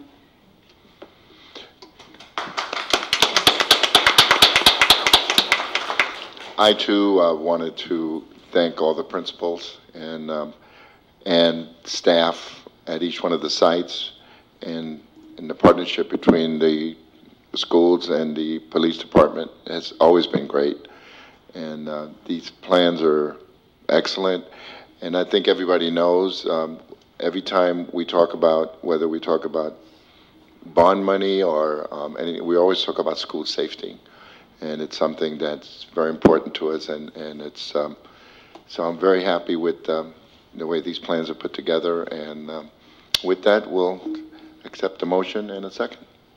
Oh, wait a minute. Does any one of the principals want to say anything, or at least have them stand so we can recognize them? Yes, let's have all of our principals please stand.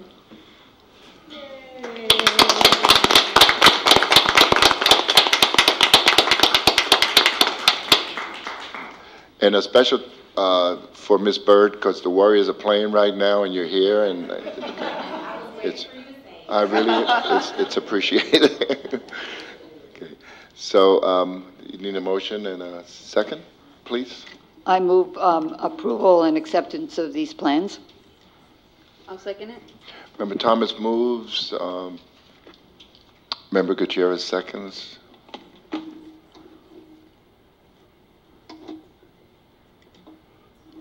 Open for voting. Please vote.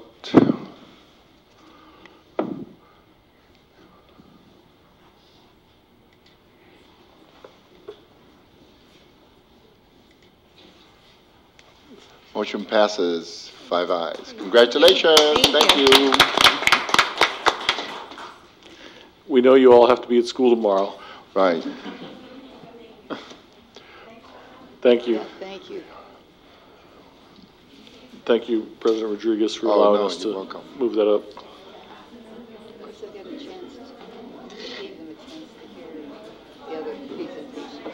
Yeah.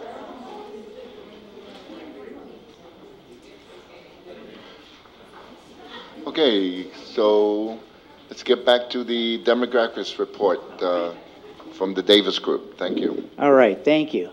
Got past the technology glitch there. Again, I appreciate the opportunity of being here tonight. I know there's a lot of questions that you mentioned and brought up. I'm going to bring a lot of data to the table here. Some of it's conflicting information, but none. Are we good? Can you hold on just for 1 second? Sure. Associate Superintendent Salinas, could you introduce? Now, it's always good when a police officer actually knocks you off the podium. I want to acknowledge Lieutenant Macias, who has been a true partner in all of the work that we've done in our schools, and I'm going to put her on the spot and ask her for a few words. That's fine. Thank you so much for having me here tonight. I apologize for being a little bit tardy. I just want to stress how important it is for Newark Police Department to work so closely together with the school district and all of our amazing staff here in Newark Unified.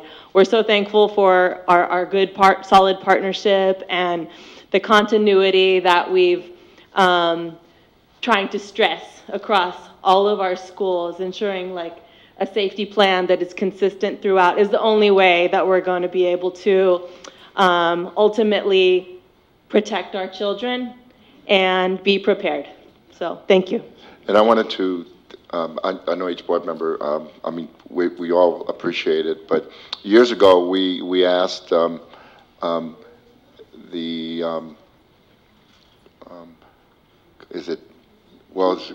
Commander Carroll, I guess, or not Commander anymore. He's now Chief Carroll. Right, Chief Carroll. So we asked Chief Lael if the different police officers, if during their time when they're driving around, that if they would drive by the schools and everything, and I know that's done all the time, and it's appreciated. And then we also have the partnership with the SROs that spend time at our secondary sites. But it's been a wonderful partnership, and we really appreciate everything Newark PD brings to, to help our kids stay safe. Thank you. We couldn't do it without the support of your great staff. And the parents love it. Anything else we can do for you, please let us know. Thank you. Thank you. Thank you. Thank you. Okay.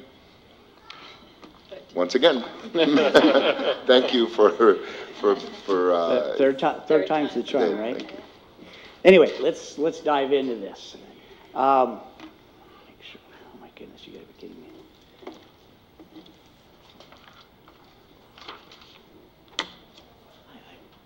I'm flabbergasted. What's going on with PowerPoint?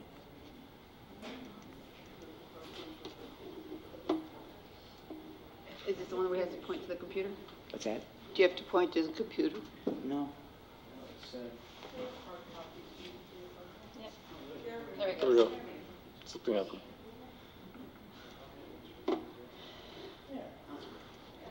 It's okay.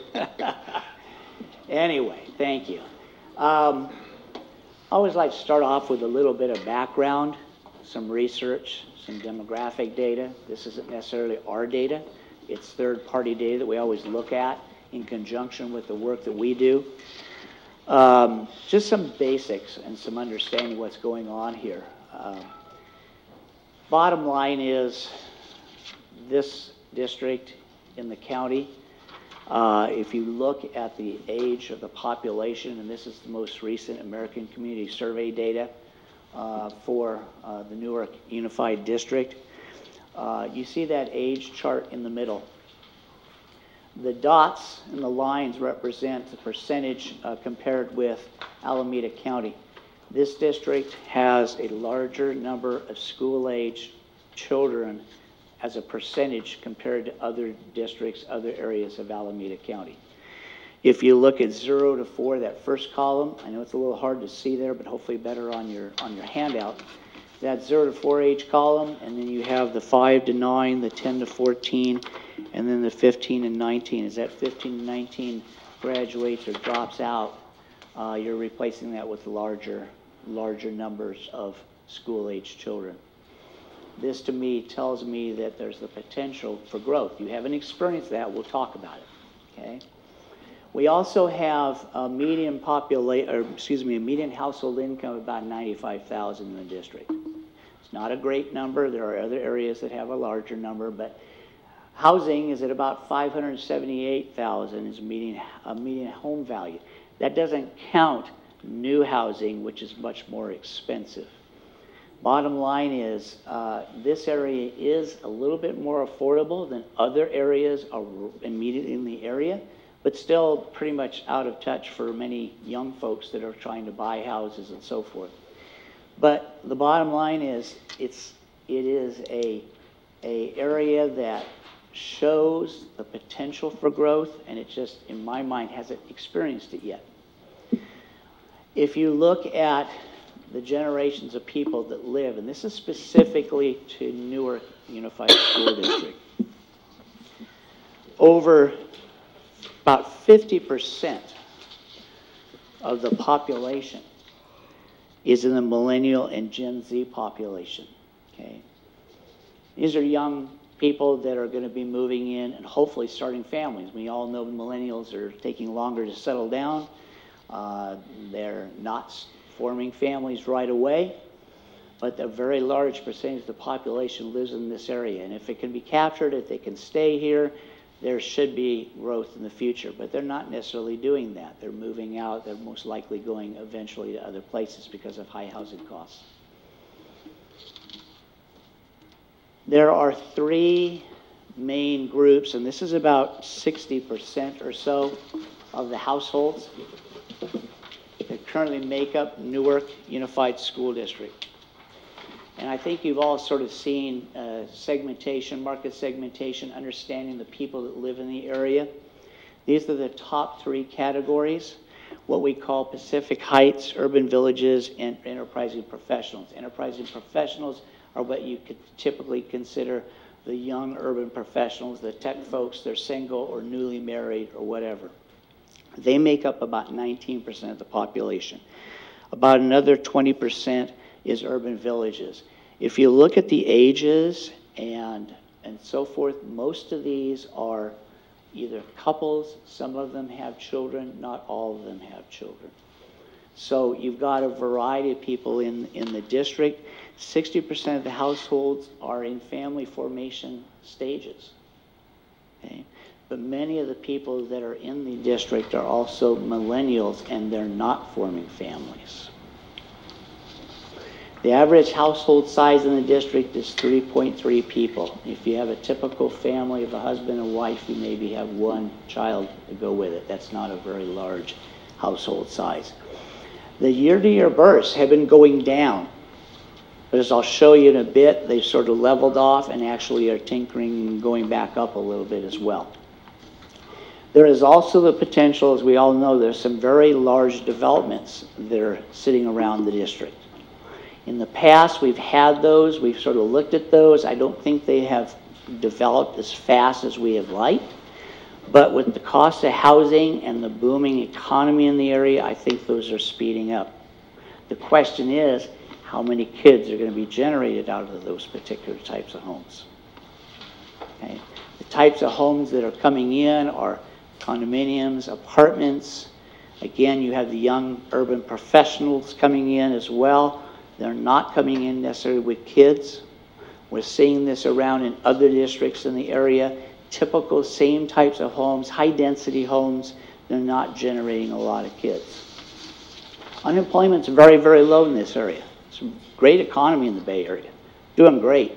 But with that comes higher housing prices and pressures in different areas that make it difficult for people to live here affordably. Okay? Housing affordability is driving some people further away from the Bay Area. Go up to Mount Diablo, go up to, I know Tracy is an area that's been talked about for a long time, but it's a lot cheaper out there. Yes, it's a much longer drive, but it is an affordable place to live compared to other areas in the Bay Area. There is a lot of potential for home buyers and family people in the district, but they're not, it's just not happening. Okay. Now, I'm going to get into some of these factors and so forth here in a bit. I want to tell you what we've done this year. We did a projection 2 years ago in 2016. We did one in 15. So we skipped a year in 17. We skipped a year in 14. We did one in 2012, I believe. So it's been hit and miss in what we've been doing here. But this year we updated the last 2 years of data, 2017, since we skipped that projection. And we updated our fall 2018 data. I mentioned we talked about, looked at other population characteristics. We looked at samplings of how many kids are coming out of homes typical to what's being built here in neighboring districts. We talked with the city planning department about what's going on with development. They seem to be very optimistic about the trend in terms of how fast those are going to build. I personally think it's a little bit aggressive, but it is what it is. We'll talk about that here in a minute as well. We looked at area birth data again, looked at the history of that, what we're seeing on births in this area.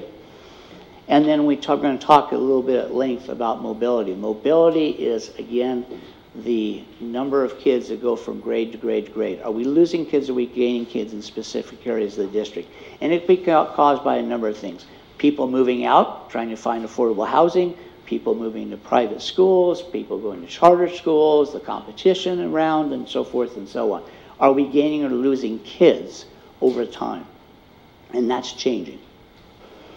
We updated our student forecast from 2 years prior based upon the updated attendance areas. I think you've seen this before. We map every single student. We get data. A lot of the data we get that goes into our projections comes from the district's own student information system. Okay? And so we've mapped all these students in the district. We have multiple years of this data. We can understand or take a look at where we're gaining and losing kids.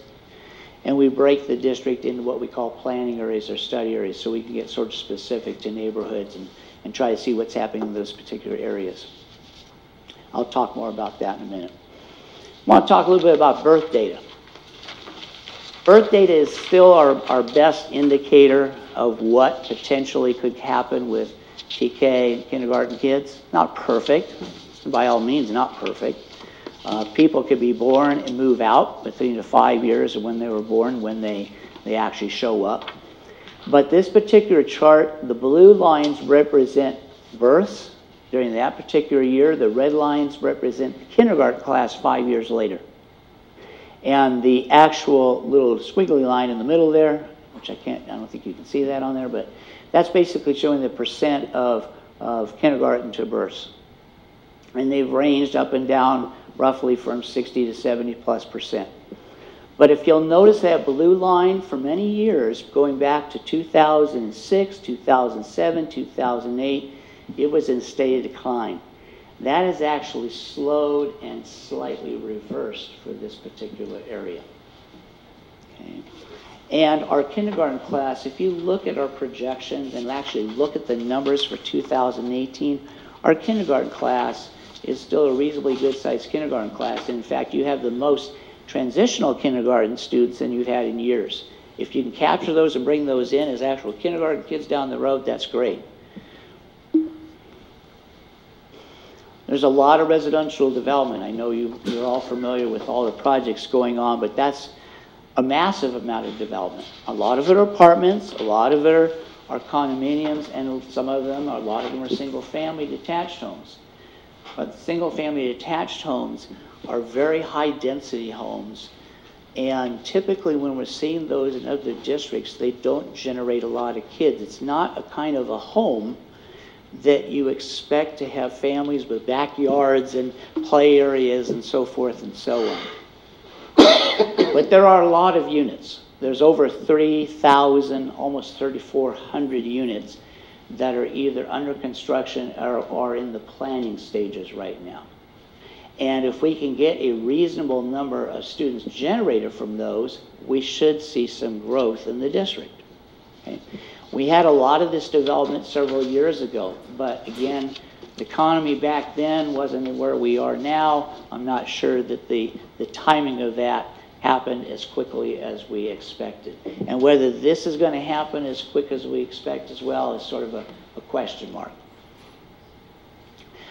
This shows the number of units that we're expecting based upon conversations with the city, developers, as well as folks here within the district. The number and type of units, SFD is what we call single-family detached. You have a multifamily attached like condominiums, non-rented attached types of units, and then also apartments. And you can see there's several hundred a year. Now, whether the market's going to absorb all those that quickly, it's hard to say, but this is the information that we're looking at right now based upon all these discussions. But again, 3,400 units. And whether that happens over 6 years, 7 years, 10 years, the quicker it happens, the bigger impact it's going to have on the district. If it's spread out longer, then the kids don't come quite as fast. The district has the ability to absorb those. But the potential is there. The potential is there. Now, this was a big question. I know there's been questions on this. Student yield factors. The student yield factor is an average number of students that might be expected coming out of a certain type of unit at a specific point in time. Now, we haven't had a lot of good history on recent. We don't want to go and take a look at how many kids we're getting out of all the homes of the district. We want to look at how many kids are coming out of homes that are new. Generally a couple of years old at most. And we don't have a lot of history here in Newark. We do have more history in other districts that are in the general area. And the one that we chose, which we can debate, but the bottom line is the one that we chose was Hayward. We saw housing units that seem to be typical to some of the things that are being proposed in this district. And I can go beyond Hayward. I can talk about other districts that are in the Bay Area here on the east side. They are not generating a lot of kids. They're very expensive housing. And like I mentioned, condominiums, apartments, also what we're naming here is single-family detached.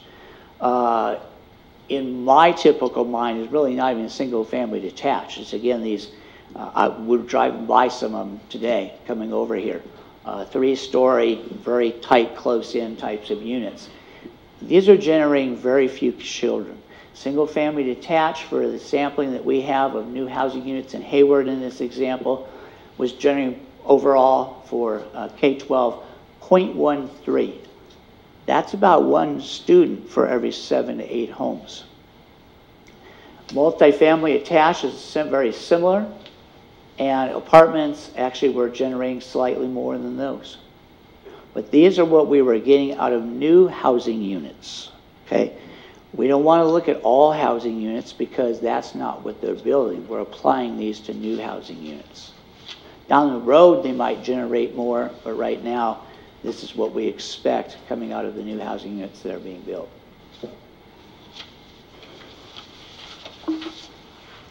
One of the biggest issues or factors that go into the projections, besides births, besides development, and what kinds or how many numbers of kids might come out of that development, is also what's happening with people in existing homes.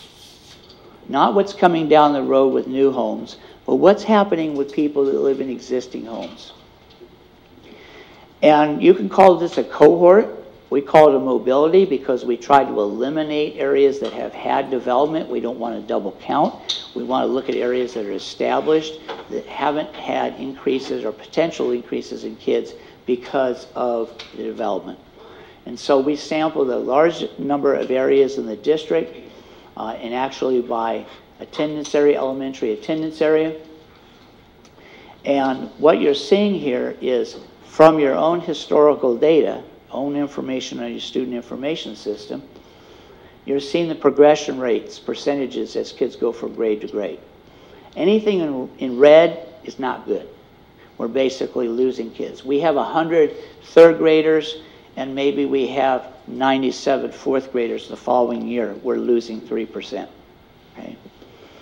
And you can see that that we have a little bit of bump from 7th to 8th grade. That's pretty much green. We're doing pretty good, but we're losing kids at the elementary levels. They don't make it to junior high and high school. Okay? These are numbers directly calculated from the data provided by the district. And we did this a couple of years ago. It still had a lot of red in there, but I think it's gotten a little bit worse. As to why, that's a discussion to be had. Why are we losing kids? Is it because it's unaffordable to live here? Is it because of job mobility that they're going somewhere else? People are moving in and out, they're more mobile. Could it be other factors? There could be things that are just a lot different from where we were a couple of years ago. Okay. I have a theory. I'll share it if anybody's interested, but we can talk more about this as well. These are actual numbers, and in many cases, we're losing several percentage points of kids as they go from grade to grade.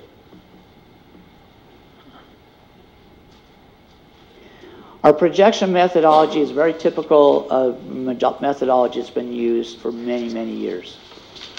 It incorporates taking your existing student data by grade level, moving them forward, modifying them by these mobility factors, the history of what we're seeing in terms of loss or gain of kids from grade to grade. We incorporate what we see in terms of birth factors. Have we gone up 2% in our births? Have we gone down 3%? What has happened 5 years prior that we can maybe translate into what kindergarten might be 5 years later? Okay. And we also have that big albatross, which is development. How fast is it going to happen? How many kids are going to be generated from it? And so forth. Those are added into the projections as well. So we have a mobility factor that's trying to measure people moving in and out of existing homes. On top of that, in certain areas of the district, in certain study areas of the district, we have potential development that could occur. And across all of that, we have what we see in terms of our best estimate on birth data and how that might translate into kindergarten kids. These are all done at the study area level. We're not just doing a big macro projection of the district. We're trying to look at this at a smaller level.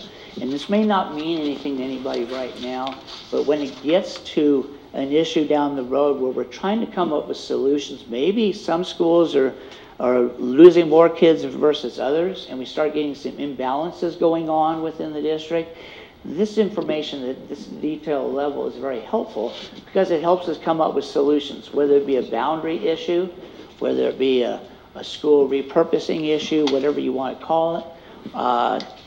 These projections are done down to the study area level. They're aggregated up to each attendance area.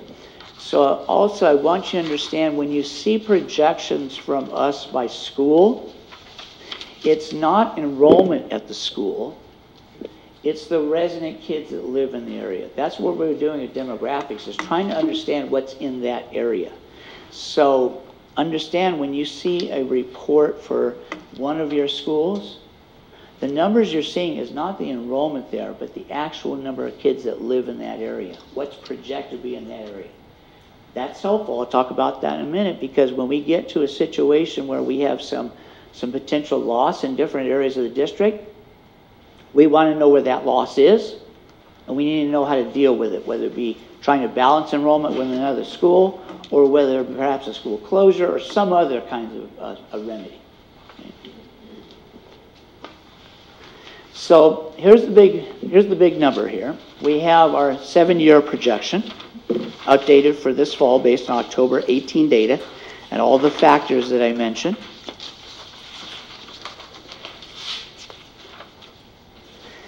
And let me pull that page so I can see it better than on the screen. A couple of things I want to point out, and actually I've highlighted them on there. For kindergarten, for the past couple of years, kindergarten has actually gone from 411 in 2015, went up to 421 in 2016, dropped down to 394 in 17, went up a little bit in 18. It's up and down, up and down. Our birth data shows us that that's sort of typical, although we see a little bit of an uptick. So we've sort of increased our kindergarten class a little bit. And if you'll notice, the 404, 384, 429, those 400 numbers are in our lower grades. Those are going to come on through, and smaller grades are graduating out from elementary. Likewise, the larger numbers in the 10th, 11th, and 12th grade are going to graduate out and be replaced potentially with some smaller numbers as well. In addition to the loss of kids that we're seeing from the history as they go through the grades. So we may end up with 400 kids in 9th or in 8th grade, but we may only end up with 384 in 9th grade. So as we graduate out some larger classes, as well as have some attrition, which is typical of high school, especially in the early grades of high school, we're seeing potentially some drops at the high school level. Conversely, we're seeing potentially, and this is what we've been sort of projecting on and on, right or wrong, we're still sitting here saying these numbers potentially for elementary, there's potential to have that grow. Not a lot, because we don't see a lot of kids being generated from new development, and by the way, we're still losing kids, but there is the potential to have that elementary enrollment increase. Now, if you look in the future and look down to the blue portion of this, are subtotals. And by the way, the blue area in the middle there, those are resident students living in the district. They do not include the out-of-district kids. It's purely what's in the district. And we're going from 2859, and we're looking at just a few student increase for next year. It's almost minuscule. But then we're seeing it going up to 2,911, about 2,992. Is that too aggressive? Maybe, but what's going to happen with all those hundreds and hundreds of units of development? Okay. We are seeing a slight decrease of our 7-8 as the kids move through the grades, as well as the attrition, plus the fact that we don't expect to generate a lot of middle school kids from the development. And we're also showing a slight decrease in 9-12 as those larger classes graduate out. Okay. Now, understand, for many years, the district was in decline. In 2017, the year after we did our 2016 projection, which we showed an increase, you actually did have a slight increase in 2017. For years, you were going down. In 16, we said, no, we think that's going to go up and continue going up. And it actually did. But then it went back down this year, which is unexpected, to be honest with you. Here are the numbers. I think you've seen these before. This is CBED's numbers, historical enrollment in the district. You can see the decline, continued decline. We went up in 2017, which is the year after our last projection than this one. We went up slightly on that. That was the first time it went up since about 2008, roughly. So for 10 years it was going down. In 17 it actually went up a little bit. Let's switch gears just for a second here. Talk about, make sure people understand this issue of enrollment versus residence when you look at our numbers. This item is what we call an attendance matrix, and I think it's just important to understand this, okay? It shows us where kids are enrolled versus where they're attending school. And one school particularly I highlighted, not because I don't just like Lincoln, but I highlighted Lincoln here because it was pretty obvious that Lincoln has 247 students residing in its attendance zone, irrespective of where they're going to school. That's how many kids actually live in that area. And there's 401 kids attending Lincoln. So Lincoln must be pretty popular, okay? It's doing good. It's attracting kids, but there's only 247 kids in that, living in that area. So again, when you look at our projections by school, keep in mind that these projections are not enrollment. They are what's actually living in that area. Why is this important? If I were ever in a situation where maybe the district does continue to be stable or slight declining enrollment at some point, what are we going to do? Are we going to try to balance enrollment through boundaries? Are we going to close the school, or what are we going to do? Okay? Those are hard discussions and decisions, but this kind of information is very enlightening on that. Demographics is about understanding what's in the area, not necessarily policies and where the kids are going to move around, and where parents decide to send their kids. Okay. Now, again, going back to third-party data. Third-party data. And this is data from a company called ESRI. They have a large marketing firm. There's many marketing firms that are here. They use American Community Survey data, as well as their own demographers to look at the area. And this is, again, specifically Newark Unified School District. Their last estimate of school-age population, this is not your kids, but the school-age population, back in 2018, ages 5, 9, 10 to 14, and 15 to 19, all those added up compared to where those same age ranges in 2023, and it's a little over 200 additional school-age children in those school-age ranges. So they're not projecting a decrease in school-age population in the district. They're actually projecting a slight increase. We're projecting a slight increase in elementary, a little bit of a decrease in the others as they go through. But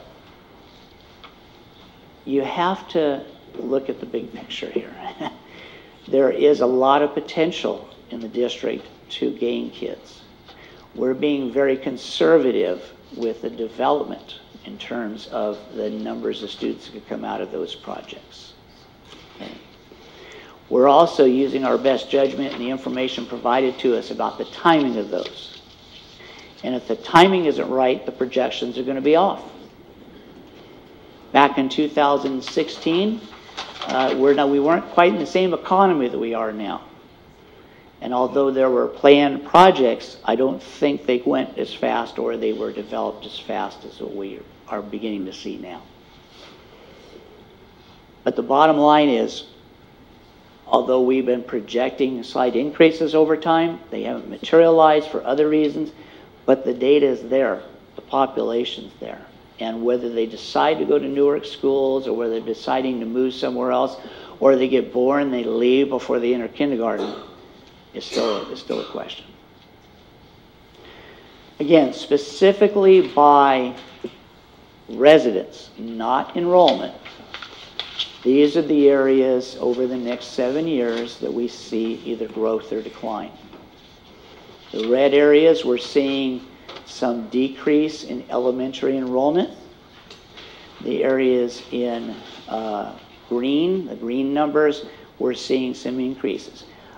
Birch Grove Primary, is it going to be 200 increase over that time? That's residents. We don't know where those kids are going to decide to go, but there's a lot of development there too. And looking at the distribution of kids by grade level is indicating to us that that's an area that has potential growth. You may not see that actual growth at that school because they might decide to go somewhere else within the district. Or they might decide to leave, like many people are already, as they go from 3rd to 4th to 5th and so forth. They're not staying. Now, I mentioned that there's about 3,400 mixed units over the next 7 years. Is that realistic? It's what's being told to us. We're going with that. Generation rate, we don't really have a lot of history of new housing to generate a large enough sample size for that, but we have taken upon ourselves to look at other districts, specifically Hayward and others, and look at their generation rates compared to the type of housing. If we feel that's too low, well, what's that going to do? All it's going to do is raise the projections, right? So if we think that's too low, we're actually increasing our projections more by increasing that number. We're being conservative. There's a larger class size bubble in the early elementary grades, and larger projected kindergarten classes indicate a minor projected K-6 growth for the next 7 years. I know it's been said over and over, but the numbers are the numbers, and this is what we're looking at. Larger outbound high school classes are expected to be replaced by smaller incoming classes, which will induce a decline of high school kids over the next 7 years. And in general, in this latest projection, the last one being 2 years ago, different economy, different everything, our projections now are basically showing the whole TK-12 situation is generally remaining flat. Now, if we continue to lose kids like we did, it seems like from a couple of years ago, to the attrition rate we're seeing with mobility now, again, that number could continue to decline. So with that, I know you have a lot of questions, and I'm more than happy to spend as much time. Well, I just thank you for your presentation and also for being patient as we, bounce you back and forth. We did have a pretty thorough study session by our CFO and by our consultant, Beverly, and so a lot of the questions were answered. So with that, we'll open it up to Member Gutierrez. You're telling us that your data is based on residents, so children that live in the area, and the potential for them to go to certain schools.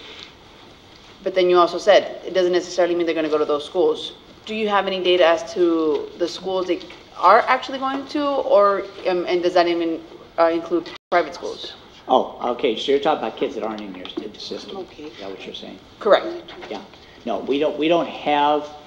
We have school-age population data, but we don't have information on the kids that are not attending their schools. If they're in private schools, they're in private schools, and we can't access. Can't get that information. Okay. Thank you. And I know there's a question. There was a question about capture rates, and I think there was a presentation done earlier on that. And I want to make sure people understand what that essence is saying. Okay. Number one, it's not a difficult calculation.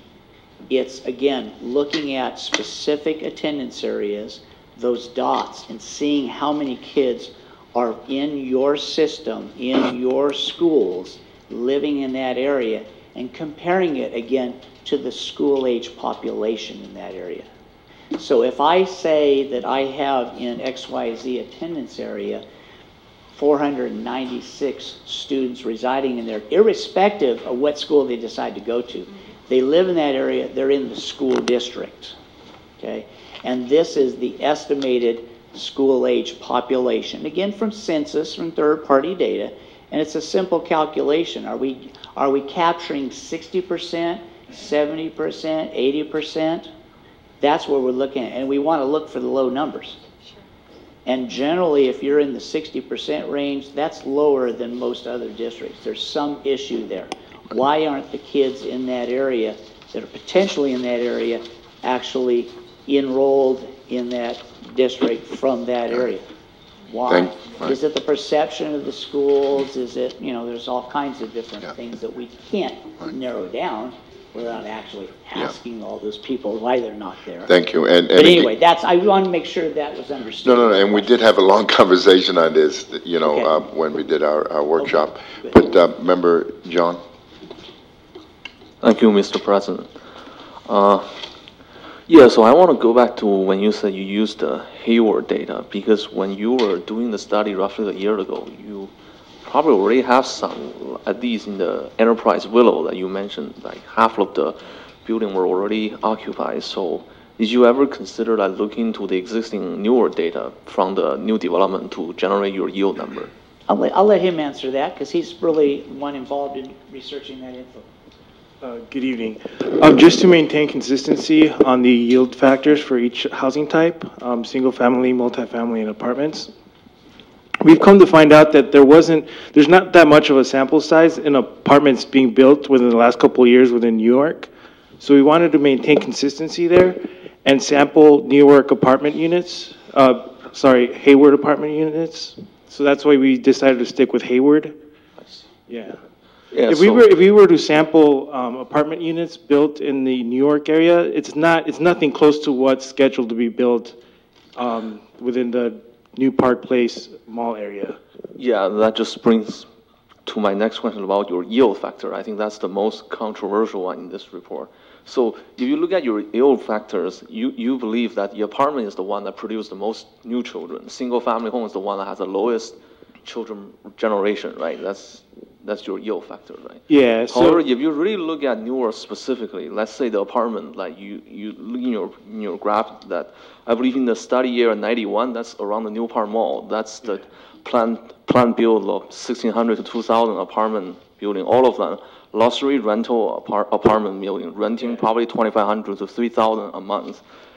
If you look at that apartment building, around the New Park Mall, it's kind of hard for me to see how those apartments will generate a higher kids rate than the single family home that's being built in the Bayshore or in the Sanctuary Village. But the yield factor here clearly states that the single family home actually has the lowest generation rate, where at this time the single family home in the area 3 is selling 1.3 million to 1.4 million. And that might be the place where we really had probably will have the highest generation of our children. Because a single person, working professional, is probably not going to spend 1.4 million to buy a single family home, 2,000 square foot, living by himself over there. Yeah, while the apartment rental in the New Park Mall might really be fitting to the single person, working professional, paying 2,000, 2,500 a month to live there. So I think that I do believe this yield factors may be really backward, because I believe the single family home in Newark should be the highest generating units, and the apartment might be the lowest one. Right. And I see your point, and you're completely right on that aspect. We would hope that some of those apartment units near the mall area would be affordable housing units. Not sure how many of those are last night I checked, every single one of them is market rate rental. It's not even owner occupied. It will be renting at around 2,500 to 3,000 a month. So there's probably no affordable units in that 1,600.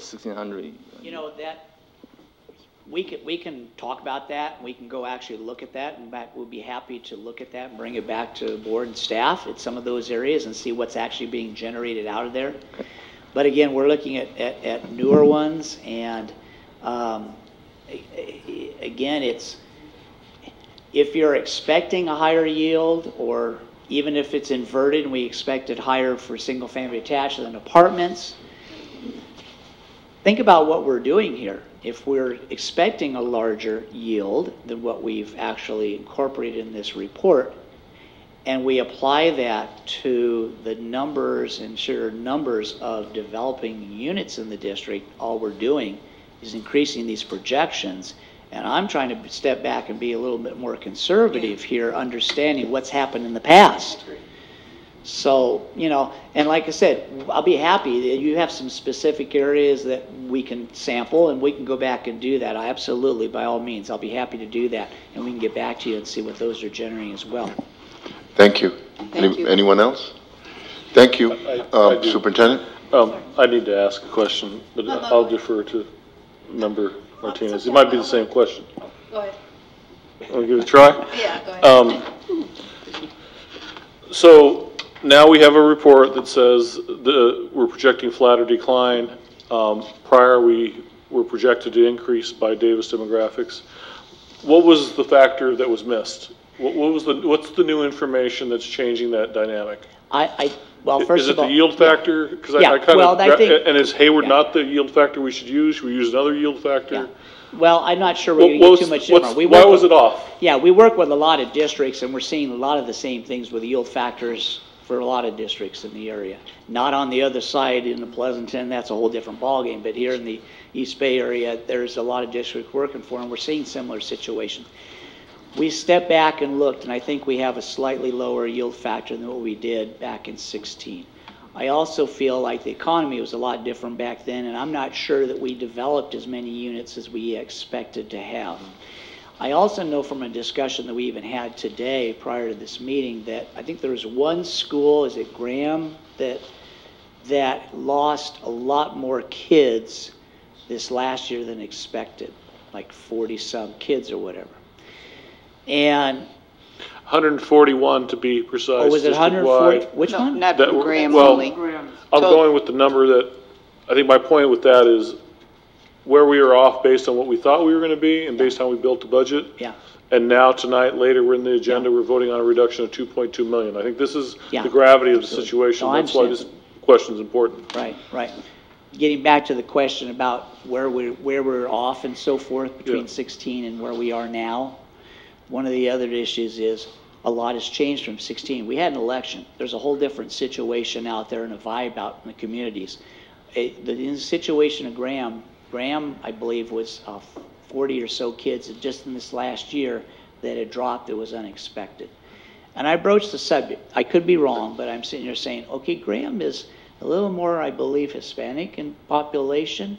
And what is the vibe out there? Are we losing kids there for some reason? I'm just throwing that out there. There is a different situation than where we were in the data and everything back in 2016. We did not update 2017. To be very honest with you, and I'm not trying to be self-promoting here, but we have districts we worked with for many, many years, and we consistently update the data every year, not skipping years. We don't want to miss things. We can adjust and make sure we understand what's going on, make some minor adjustments, see some things that are going on that we just don't see when we're doing this every other year. And, you know. Thank you. Member Martinez. Yes, I mean, obviously, as you're going through the different ratios, obviously the mobility, I think I'll call the mobility ratio when I look at what we're losing in the upper grades. You mentioned you had if we were interested, you had some thoughts on causes, and obviously this is what you do for a living, so if it's a couple of minute, here's what my observations or what my purely hearsay on my situation, okay? You're an island among Fremont and a variety of other competitive districts in the area. There are you know, obviously there are situations where none of the housing here, at least new housing, is affordable. Even the existing housing is not affordable. And I think a lot of people, a lot of districts, not just your district, are seeing people go other areas. You can drive an hour and a half, in some cases in different directions, and find more affordable housing. Up north, Tracy's probably a damn bad commute, but that happened for many, many years. And housing's more affordable out there. You get more bang for your buck. You get a backyard. You know, those are issues in my mind. Thank you. Member Gutierrez. Just quickly, would you, based on what you just said, would you think, in your educated opinion, is that the same reasonings? Would you say that would be the same reason a lot of the students at Graham also left? Or do you think that's a separate issue? We have, and this is not the Bay Area, but we have a number of districts down in Southern California that are heavily Hispanic, and they have seen in the last year or two some very unexpected decreases in their student numbers. And all I'm saying is the vibe in the community, the political climate has maybe, like for lack of a better word, maybe scared people or moved people out, that they're moving. Okay. Again, We're just, that's right. my, again, We're just personal- guessing, and personal we really don't want to go there. Yeah, I know, I understand, but I understand. I'm throwing these ideas Right. out. Okay, no more questions. I appreciate your time, and thank you for your report. Thank you. And if you would like, we will take a look at some of those yield factors that you mentioned, if that's of interest. Yeah, maybe you can. Yeah, I'm sure. pass it along, and we'll have that discussion. I really appreciate your time. Thank you, folks. Thank you, Mr. Nguyen, our CFO, for guiding us through this and inviting us. Thank you. Okay, with that, we go to our union partners. If you want to, is that where we're at? Yes. Okay. They have to put me that up here. I'm waiting for it. You're on employee organizations, President. Right, employer organizations. We have anybody here from CSEA? From NTA? And how about NUMA? Okay. NUMA. Good evening, Ms. Calderon. How are you? Hello, I'm Julie Calderon. I'm your principal of alternative education, and I'm representing NUMA tonight. So I have several informational updates from our various members. The first one is from our Director of Teacher Induction. So induction, on January 22nd, the Newark induction candidates completed their individual benchmark meetings with the program director to discuss the progress on their individual learning plans. They are all deeply engaged in action research focused on improving instructional skills, lesson design, or creating a culture of learning in their classrooms. The candidates also ranked their mentors highest in the area of just-in-time support, guidance through the individual learning plan, and reflection on data and practice.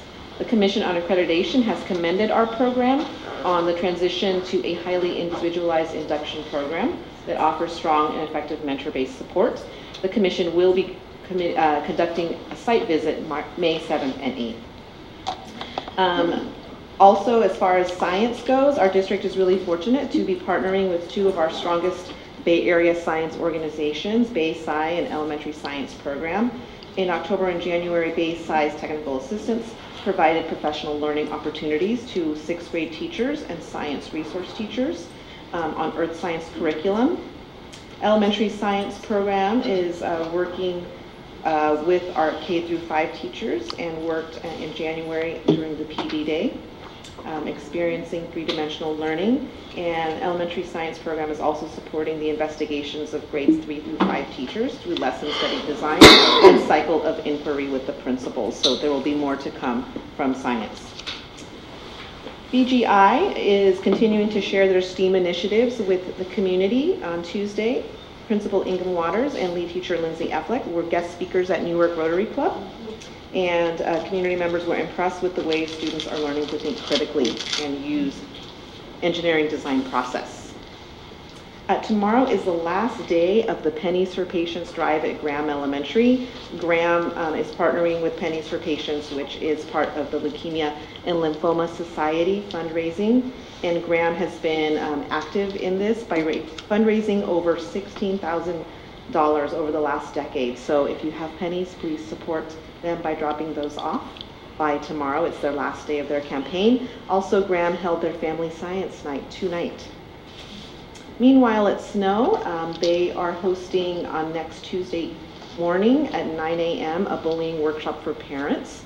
They're also starting next Wednesday an 8-part workshop series, Cara y Corazón, Face and Heart, and that's going to be an 8-part series. They're also going to be hosting a Best Meat Assembly that focuses on making healthy choices on Monday, March 4th at 9 a.m. if you'd like to visit Snow. Meanwhile, at Schilling, their school cleanup is going to be starting this Saturday. They're going to be doing a farm-to-school STEAM curriculum. They'll be celebrating Black History Month next week on the 27th. They'll be doing a PBIS Unity Assembly presented by the second grade on March 1st. And they'll be participating in the Golden Sneaker Contest through Alameda County starting in March. And they've also just started their Green School Initiative. Music is working with Safe Routes to address students walking, rolling, and carpooling to school this month. They're going to have 2 assemblies next week to promote safe travel to school. They are also taking part in the Golden Sneaker competition. The class that wins will receive the Golden Sneaker trophy made from Clay Thompson shoes. Lincoln students enjoyed a morning of taiko drumming from Waidaco Newark, who is also part of Newark Adult Education, I'm happy to say. This performance was part of Lincoln's Fine Arts Mini Experience, aka FAME, and tonight they were celebrating Young Authors Night. And the artists of the month that students are studying are Gilbert Charles Stewart and classical musician Francis Scott Key. And from my part at McGregor, we're going to be hosting a free FAFSA workshop next Wednesday, 6 p.m. I just tweeted that. All are welcome. Don't have to be Bridgepoint or Crossroads. All families are welcome to that. So that's on Twitter. You'll see that pop up in the Twitter feed. And you can just share that with folks that you know that we will have that FAFSA workshop happening next week. Thank you. Excellent. Thank you very much.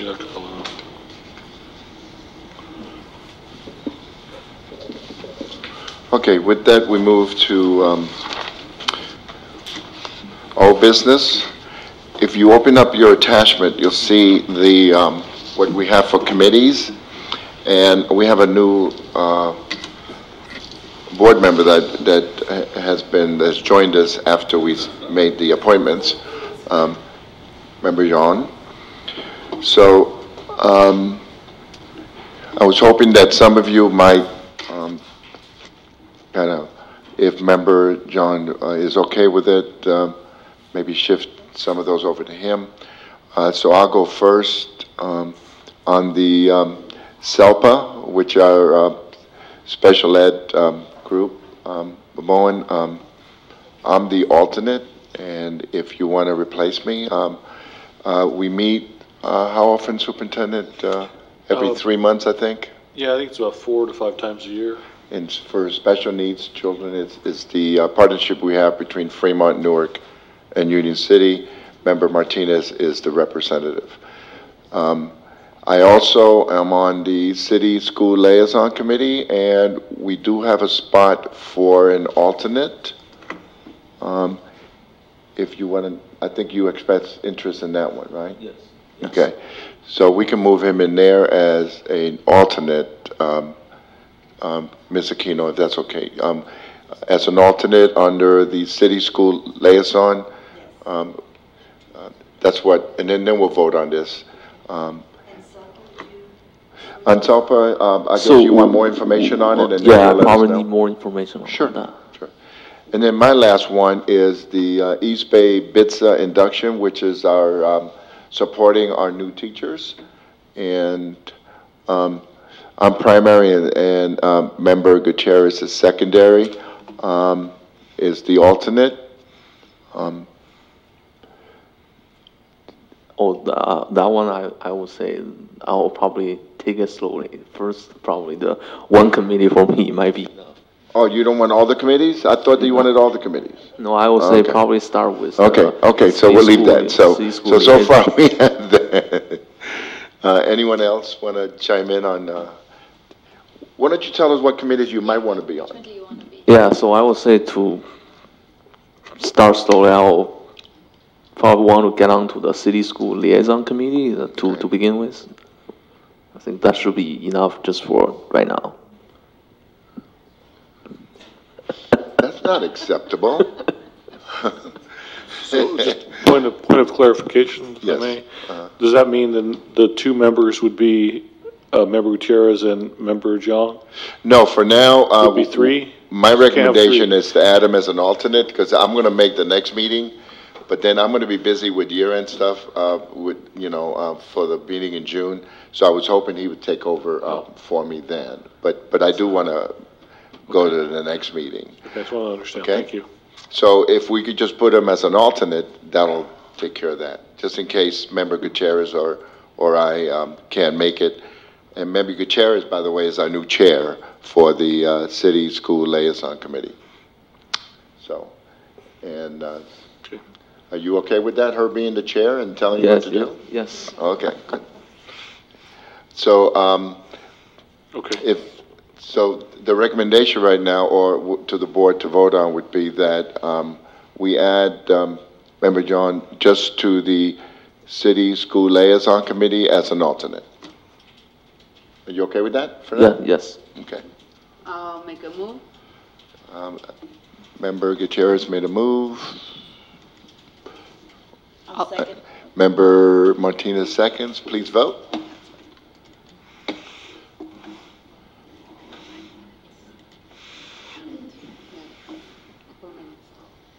Okay. You don't want to vote for yourself? Okay. Motion passes with Mr. one Rodriguez, abstention. we need to extend the meeting. Yes, thank you. Member Thomas, about an hour, please. Hopefully it won't take that long. Is that okay? Can you make the motion? I'm just sorry, do you think we can do 30 minutes or Well, no, you make an hour, but... hour at a time? Yeah, that just means that... Okay. Well, we can only extend once, and if we make it an hour and we get stuck, we can stay longer, but let's shoot for a half hour. You want to do a half hour? No, let's try to. Okay, you want to make an hour, okay. So it's an hour. I move that we extend the meeting to 11 o'clock. Okay, Member Thomas makes a motion. Second. Member Jean seconds. Please vote. Okay, excellent. Motion passes. 5 ayes. Thank you. Okay. So we're done with that. We already did 12.1, 12.2. CFO, Nguyen, you want to just... Yes, I'd like to make a comment. The Business Service Department have been meeting and informing the Budget Advisory Committee as well as the Governing Board on our structural deficit and to find a stabilization plan. Raleigh Consulting Services has performed an in-depth analysis of our district's budget, enrollment trends, multi-year projections, as well as the student-to-teacher ratio. We all agree that enrollment has been declining for the past 10 years by about 100 students per year. Currently, the district is operating as if we have 6,000 students. Unfortunately, our enrollment is nowhere near that. This district needs to be properly staffed according to the student ratio that we have. However, if conditions continue to further deteriorate, additional reduction may be required, in which case we will inform the governing board. We ask the governing board to approve resolution 2130. Okay, thank you.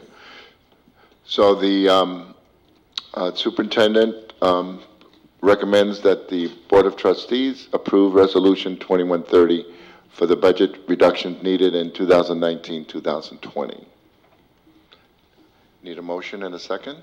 Could I make a clarification on the enrollment for TK? Sure. Newark allows students that do not turn 5 by, I believe, the end of January to enroll in TK. Is that true? The cutoff is December 2nd, but we have, as last year and this year, we have extended it by January 31st. That's what I thought. So, I mean, so it should be January 31st. On the presentation. On the presentation.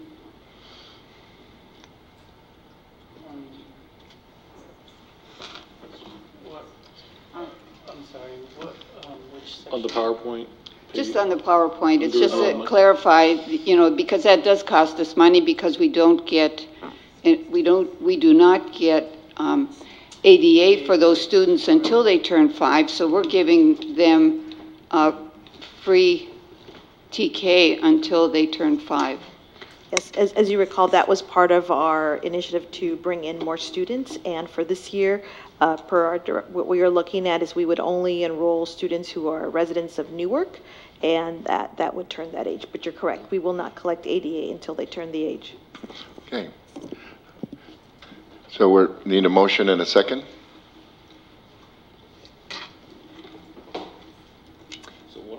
What are we voting on this?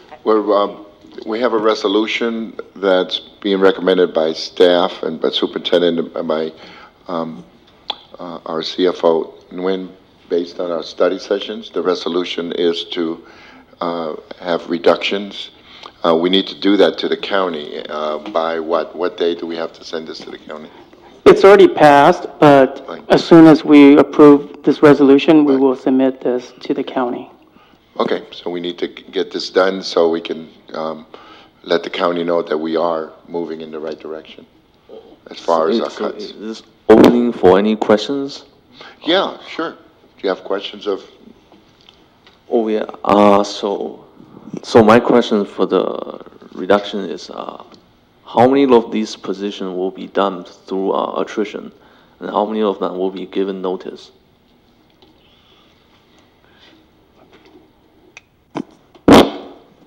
Right now, we have listed 5 FTEs for the elementary, 5 FTEs for the secondary, and 3 for the junior high. Yeah. My question is, how many of these positions will be reduced due to early retirement incentive? How many of them will be given? We're still in the midst of compiling that data because we're in the beginning stages.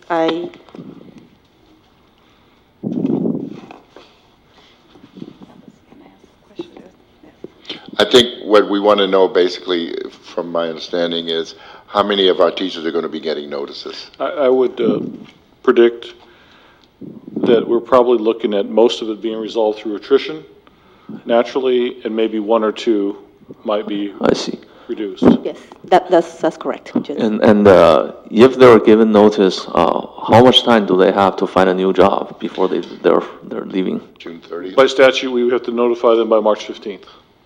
But they're still with us through June 30th, right? Yeah, they would stay till the rest of the So they year. got three months and a half to find a new job? Right, exactly. Yes, that's correct. Or come back with us if things change during the summer. They can come back. Or if they get another endorsement area. Right, exactly. Member Gutierrez, did you have anything? No, Member Martinez? Yeah, I just wanted to clarify, from the last meeting, we're voting on the resolution for the total amount. We still would not know the exact number or the positions and what schools. Those would be voted on, if this is voted on tonight, those would be voted on March 7th. So they could be officially noticed prior to or on March 15th. Got it. Okay. Yeah, everything's got to be done prior to March 15th. Okay, any other questions? Well, I just have a comment on the recommended action that we can't put it in to the 2.2 million, but we have question marks on the water irrigation, and I just want to remind the board that we approved a budget for Russian money, and out of that, $4 million was for painting and landscaping, water-tolerant landscaping and irrigation, and we haven't moved on that.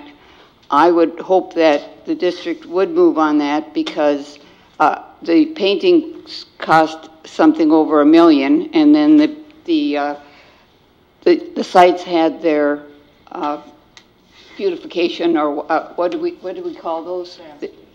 Wish list. Their wish list, right? But we have a lot of money in that pot that will go to, if we use it wisely, will go to fixing the water irrigation systems where we have multiple leaks and we're constantly hassling that, and with drought tolerant planting, we can probably start thinking and planning to save water costs. Right. It's too bad we don't have anything in place to grab that rainwater that's been coming down, right? Yeah, right. But, I mean, I think I would like to see us move on that because the board did approve that as part of their budget. And those things are one-time costs, right? If you were trying to fix the irrigation system. Yeah, it's one-time cost, but it's going to save us money ongoing because we have so many leaks and we are probably overwatering. And then you're saying that will be $4 million out of the Russian fund? No, $4 million subtract the cost of the painting, which was over $1 million, and subtract the wish list, and it's still probably over $2 million. Maybe you can bring that up again to improve request, if you don't mind. We can work on it. I think we're all on the same page on that. Yeah. Okay, so I need a motion and a second to move on the resolution. I lose it again. What's the number again? 12.2. Right. 2130. Right. Oh. 2130. I move to approve Resolution 2130. I'll second it.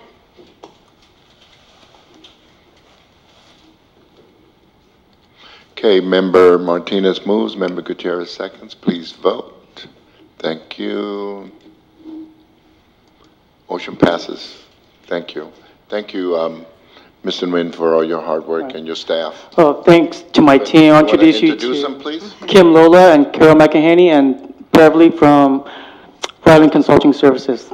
Thank you. Thank you for all your work. Appreciate it. I know it's not an easy, when we talk about, potentially losing teachers and other classified is not an easy one. So, or management. Okay, so now we move to 12.3 and Mr. Noop.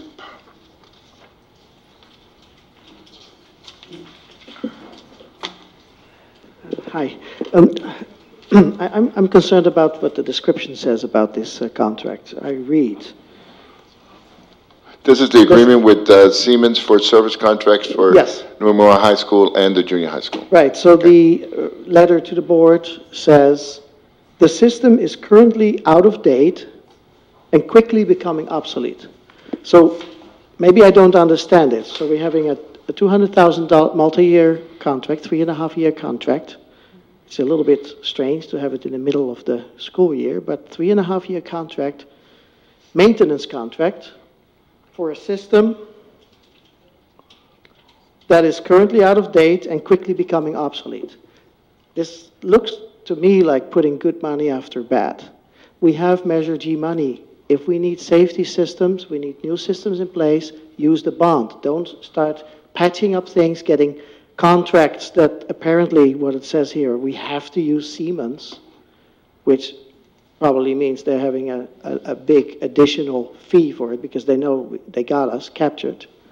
But we really need to consider if a 3.5-year contract is really a good idea. Instead, look at use our Measure G money for safe fire systems in the junior high and the high school. So I'm worried about this.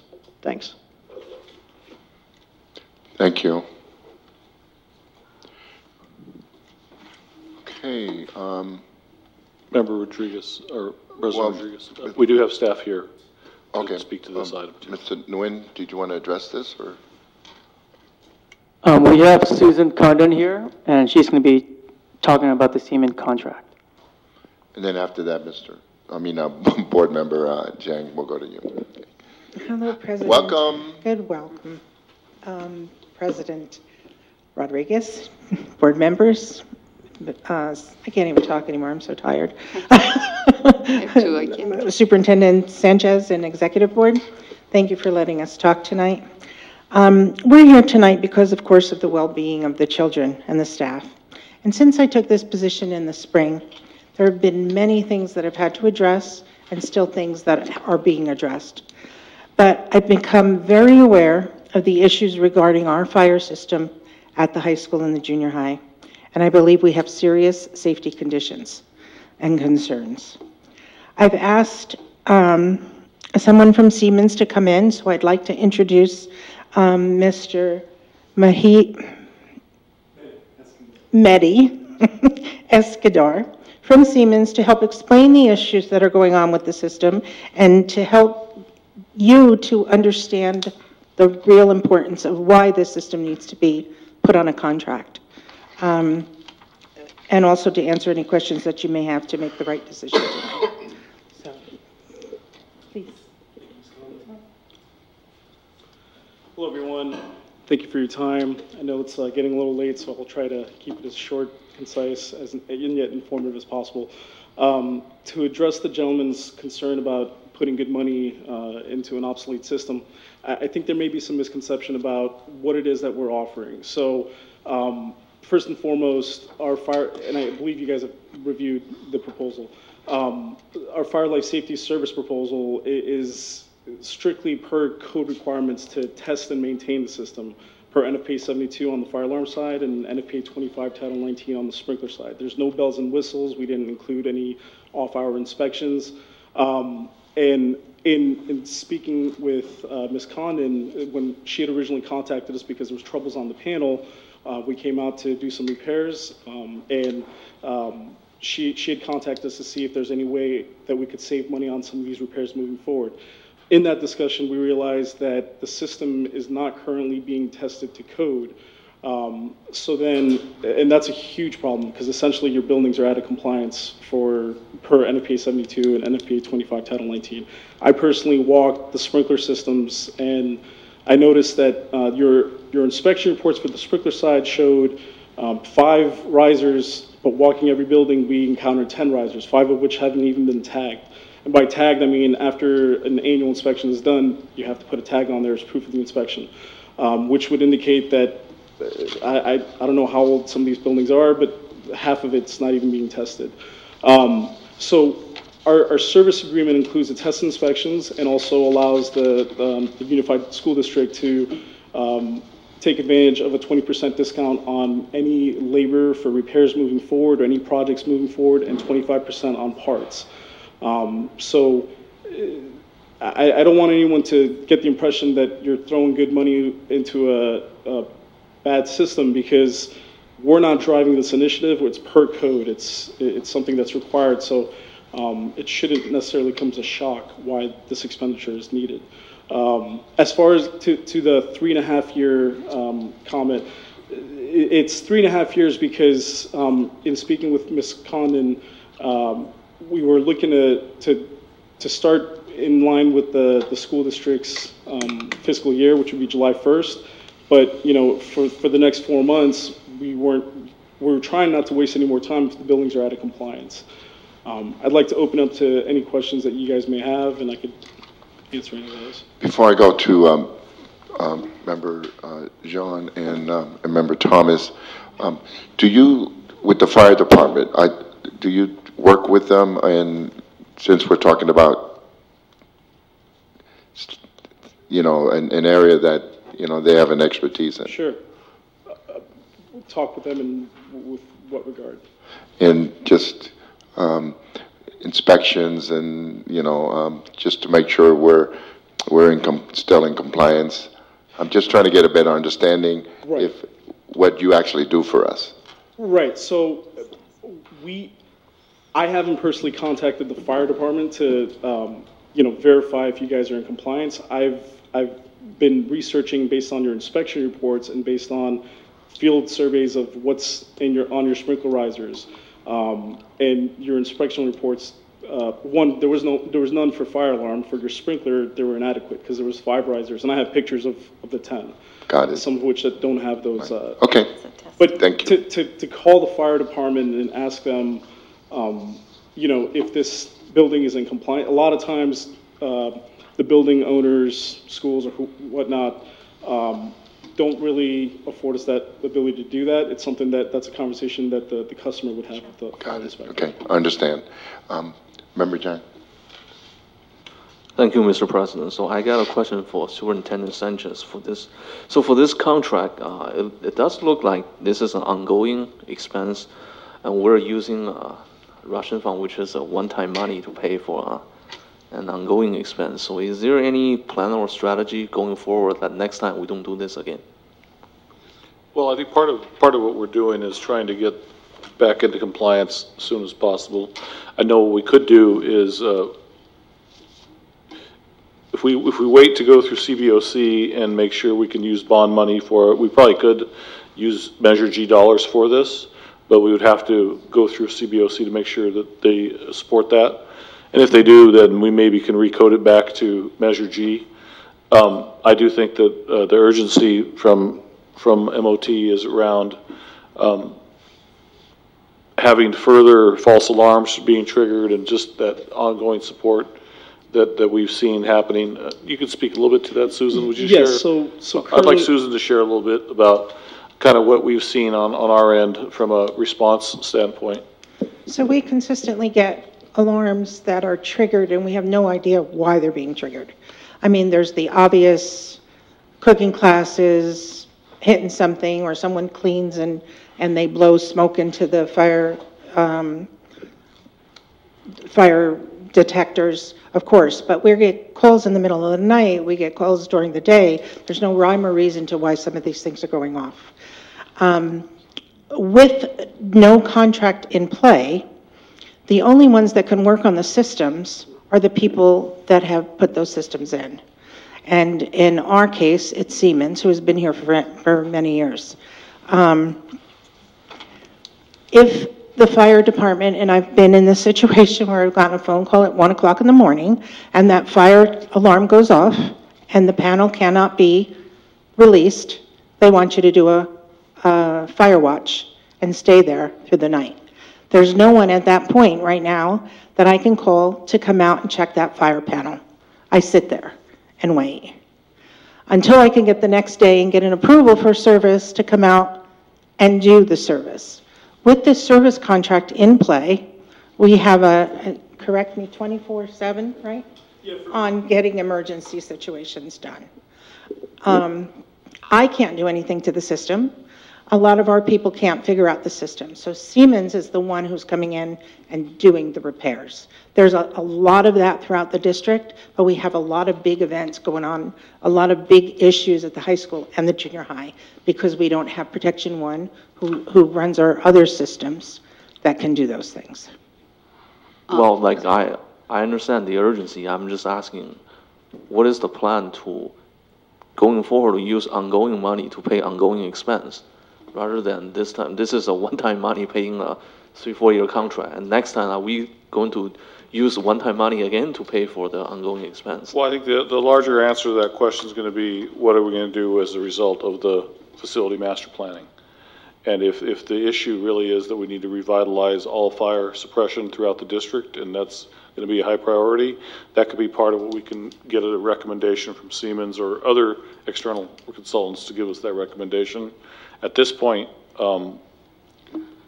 without finishing the work of the facility master planning group and figure out what that ends up being, we're going to have some repairs happen while we wait for that process to play out.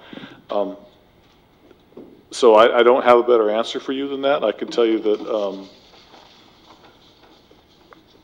if not Siemens, we do have a issue with just coverage and getting someone qualified to fix these systems. And these are the people that installed the system. But I think that what we need to think about is, as we look at school safety, revitalizing fire suppression system-wide is very expensive, and if that's what we need to do, that's what we need to do. But I would want another opinion while this is going on to buy us time. That's all this is doing, to probably get a more comprehensive review of fire suppression and how those alarms are working or not working. The other factor would be cameras, other security measures, safety-wise. Okay. Okay. If I may, I think it's just important to note one thing with regard to fire alarm systems. They're passive systems. They're not active systems like your security system, where you might have a key card, and if it's not working right, you would know because you can't get inside the building, or a camera that's always monitored. Your fire alarm system, you're not going to know if it's working unless, God forbid, you actually need it, or if it's being tested. And that's why code drives, the NFPA 72 requirement, NFPA 25, which is essentially what we're including in our proposal. The cost-saving measures for the repairs that you receive a discount on the labor and parts is an added benefit, and also an emergency response for any kind of critical emergencies. But I just want to make sure that the core item is that there's 2 schools that right now we don't know the state of the fire alarm system because it hasn't been tested. I know that based on a lot of the service calls, it would seem that it hasn't been tested, and we know for a fact that the sprinkler system has been tested to code because they're missing riser tags. Okay, thank you. Member Thomas? Yeah, I have some questions and also some comments. First of all, who has been testing the system up until now? Is that our people? I could not answer. I'm at Ms. Condon. So again, I told you I just started in spring, and it took me a while to figure out how to get somebody in here to test sprinklers and various things. So we called in JC, Fire, and Safety, who was in one of the folders for being our inspectors. Okay, so it's always been an outside contractor that we've called in to do the testing and to do everything, to do our annual inspections and our semi-annual inspections, correct? And the testing? And the testing, correct. Siemens will come in and do repairs and find out what's going on. We also have, and right now we have one too, electrical mechanical who goes in and fixes or checks on a regular basis when our fire alarms go off, when the sprinklers go off. They go in and clean the sprinklers. They go in and, not the sprinklers, the fire detectors and sensors. Okay? So we have someone internally. So internally we have someone that can, and that has been doing the that first work. level, correct. Okay. Correct. And and he's retired, and Miles retired, so that when he retired, a lot of his knowledge went with it. So do we have a position that's not filled? Not in that position. Huh? Not for that position. No, but don't you have a position that HVAC? Yes, HVAC has nothing to do with this right now. Right, but I mean, that position hasn't been filled. Correct. That's leading me into what I want to say. And that is that maintenance is in my mind, belongs in routine restricted maintenance account. 3%, or by next year, it'll probably be 3% of our budget, which is almost $2 million, will be for your department. And you're already saving money, quote, over the budget because that position's not filled. I really think... It really doesn't work that way, though, Nancy, because when we have to do things, I'm sorry, member Nancy, sorry. We have to bring in outside contractors when you don't fill positions, and that costs us more. Yeah, I understand that, but what I'm getting at is that this belongs in the general fund. It does not belong in one-time money, and so I really think it needs to be done, but I think it needs to be paid for out of the general fund. If it means that your department goes over a budget for the remainder of this year to give you time to see if we can get money out of the bond or whatever to continue the work, I'm fine with that. I'm just not fine with going and spending any Russian money on ongoing maintenance. I actually agree. I think that we need an initial amount, and we should be included in the budget analysis coming up for the next few years, so that we know what we need in maintenance, so that we can plan on how to budget. So we don't have to run here and beg for every time we need an emergency funding.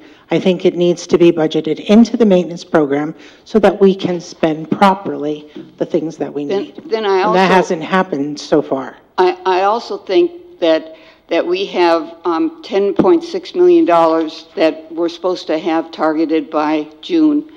And if we can get contracts or bids and get an estimate of what it would cost to replace that system so we don't have... Well, you're talking, what did you say the system would be a replacement right now?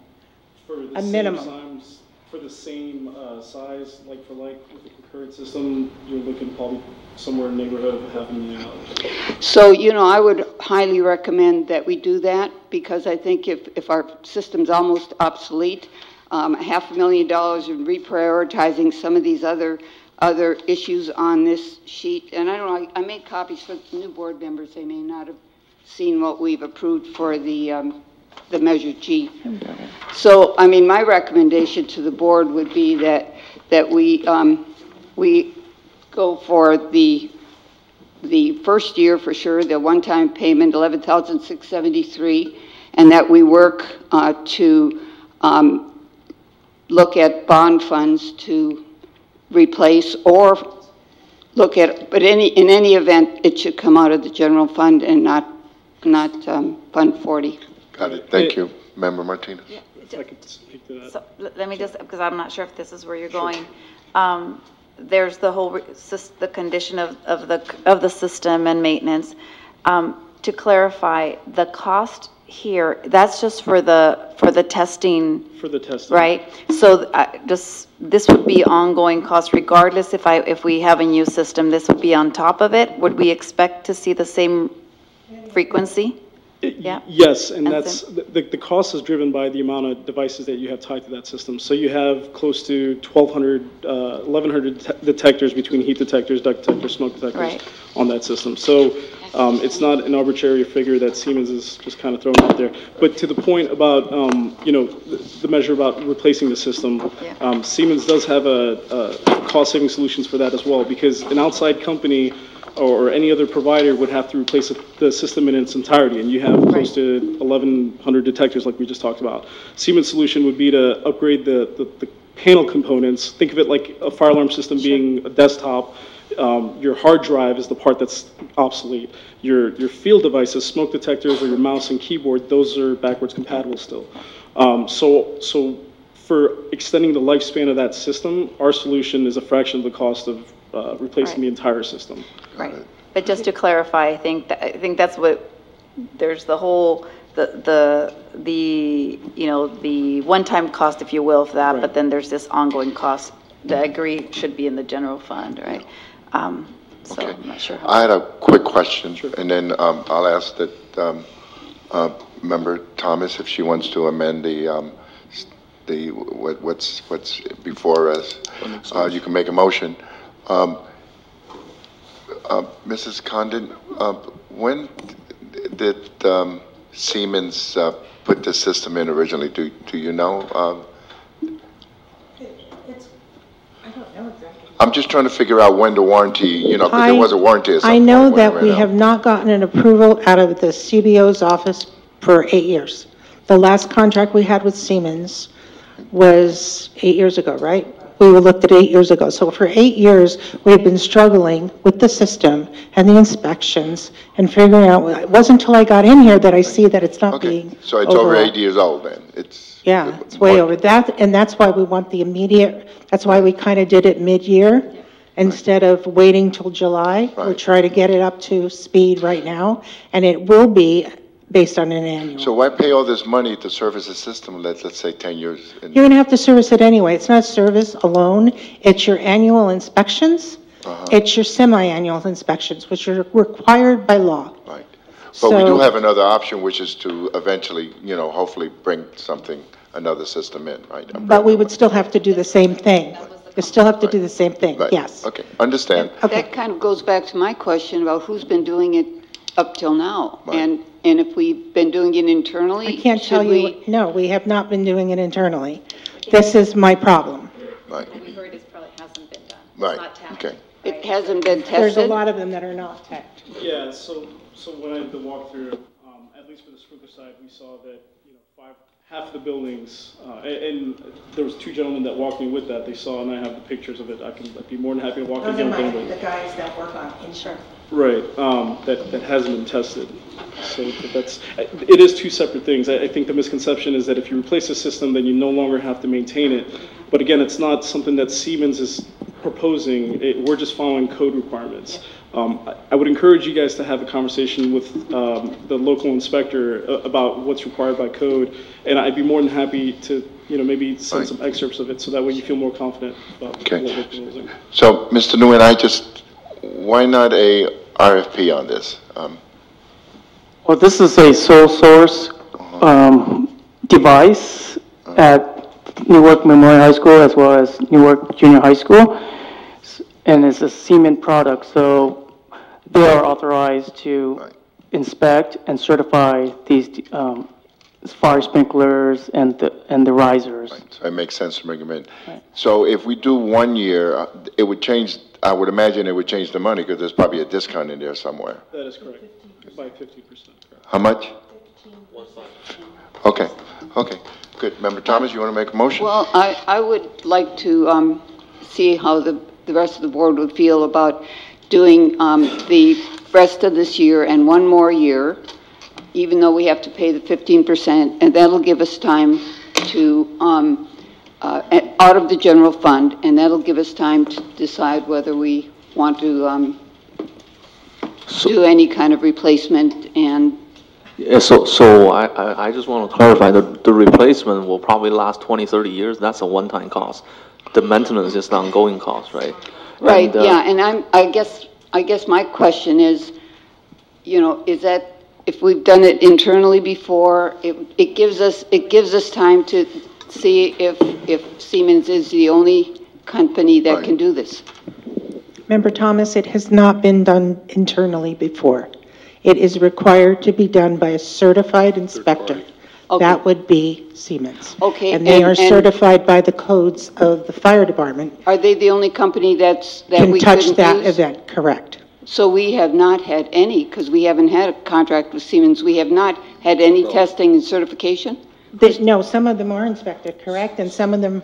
So I think you mentioned that there was a service provider for some of the other school districts that were trying to work on that system, but they deferred you to us. Protection One has inspected a lot of our other schools because that's who does the elementaries. They've come in and they'll come in and look at the ones at the high school. They give us a report, but they're not certified to do the annual inspections. I called out JC Fire for the sprinklers.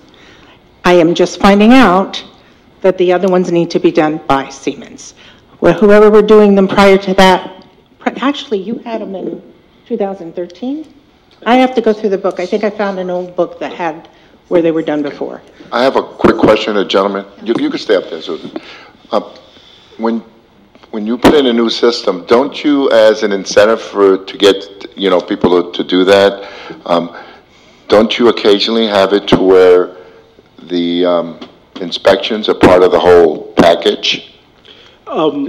I'm just asking if your salespeople do that when they're asking people to purchase it. Typically not, because if it's part of specs, they would, but typically not. And the reason being is that the system installation is part of the capital project, and there's general contractors typically involved who were the third tier contractor to them, and their job closes out once the system's completed, and the maintenance side of it is the responsibility of the building owners. So that's why it's tied with the building owner. Okay. We got a motion? I have a question, sorry. I'm sorry. I didn't request it. My question is more towards Member Thomas, and maybe you guys can, or anybody can, if we do go based on the recommendation, which is to use the 11,000 for the one-time payment in advance currently, and then discuss the rest later, what would that cover at this point? It's going to cover the same thing. The difference is we're just going to have to figure out where the money comes up for the next few years. Because we have to have the semi-annual and the annual inspections. It has to be done. So that's just that. It's not the actual, what he's talking about, changing the panel. No, that would be something which we will look into because we will, and it would be based on parts, and as long as we can update the rest of the system, inspect it and verify that it's all working right, we can gradually work into.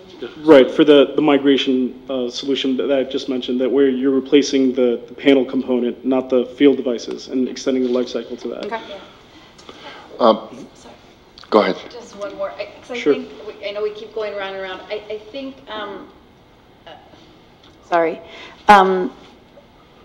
I think to me, the only way it would make sense to only go on 1 year is if we would expect to migrate away from Siemens, which would be to tear out the entire system and go with a completely new vendor, right? If we, and I don't know if that would ever be an option.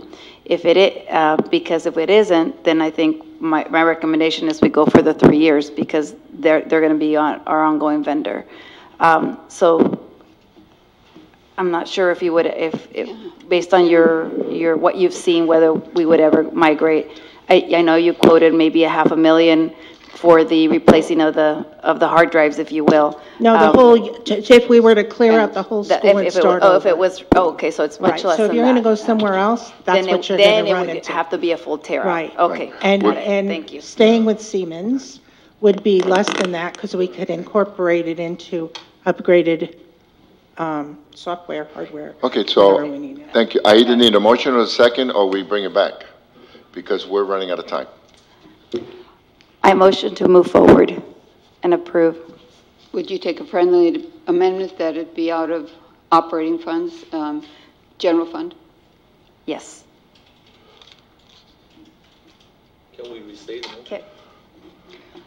That we accept the 3.5-year contract and that it be funded out of general fund. Okay, so it would not be staff's recommendation, right? What is staff recommendation on this? From Russian fund. Russian, yeah. If we have to go with the general fund, then we would just have to budget about $50,000 for the first one-time payment, and then another $52,000 for the first year, so about $100,000 for the first year. And then the ongoing maintenance would be about $53,000 for the next, the 2 outer years. So the hit for this year would be 50,000. The first year would be $102,000 approximately. I can't. That's Because if I'm reading this correctly, it's Your pullout is, so this year is, so right now, to the end of, what we need for now, before the end of June, is $11,673 for the junior high and $41,092 for the high school. July 1st, it would be $11,535 for the junior high, and that would go through the end of June for 2020, and $40,288 would go to the end of 30. So if we did it for, it would be for every year coming up, we would plan about 51, 52, about 52, so it'd be right? 52,000 per To year. do both of them. Okay. Is there any place else that we can get the money from, other than going to the general budget? It would be the Russian fund. That's it, okay? Okay, so the motion is not to use the Russian funds. Is that it? Okay, okay. Can I just need a point of clarification. At first, I remember, Thomas, you stated to use the 11,000 out of Russian fund. Now you're saying now Well, use none? no, I didn't look down at the 41,000. Okay, so use none. Yeah, use none. Yeah. Okay, Yeah. thank you. Use none. So I'm ready to second. Okay, who, second, let's vote, please.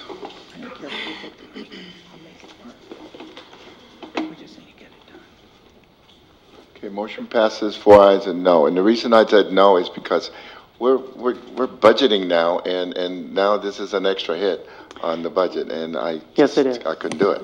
Okay. Okay, so let's move on to the next one. Thank you, Ms. Condon. Thank you. So where are we? We are at 12.4 donations report. Need a motion and a second, please. I'll make a move. I'll second. Hold on, let me clear this first.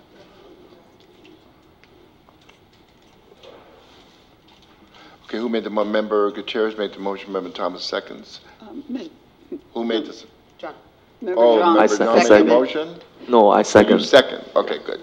You got that, Ms. Aquino? Okay, good. Glad somebody does. Okay. Please vote. Okay. Motion passes 5 ayes. Superintendent, now you have, can you read that real quick for us? $5,000 for Newark Memorial High School from Charities Aid Foundation for the William R. Bridge Science Fund. $108.09 for Newark Memorial High School from Ohio Pile Prince for use as determined by the principal. $2,000 for Newark Junior High School from Allen Burge Charitable Trust for the William R. Bridge Science Fund.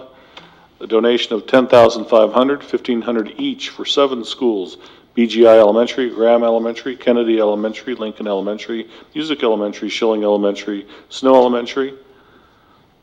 From Newark Educational Foundation for 6th grade science camp. $1,000 for Newark Memorial High School. Your Cause LLC, trustee for Lamb Research for school use as determined by the principal. In-kind donation of 75 chairs, 30 file cabinets, office supplies for Newark Junior High School from Fremont Bank per Seal Santos for Newark Junior High School use. In-kind donation of comfort bags containing snacks for Schilling, FedEx in Newark. for emergencies, natural disaster, lockdown, etc. A total of $18,608.09. Thank you. Thank you. Okay, 12.5, 2019 CSBA Delegate Assembly Election. Member Thomas? I would very much like to be back on the Delegate Assembly, so I would hope that you would vote for me. And the ballot, do we have the ballot? Can I see the ballot, please? It's in red folder. Why, you want to see your name on it? Yeah, but I mean, it, Are you going to give us? yes, I would like to make recommendations. We can vote for 4. I would like to recommend Jamie Hinsky, Diana Prola, myself, and Jeff Wang. Okay, I'll second that motion. Okay. Okay. Please vote. Hold on, I didn't do it. Okay, now. Okay, 5 ayes. Thank you. It's going to cost you. It's not free.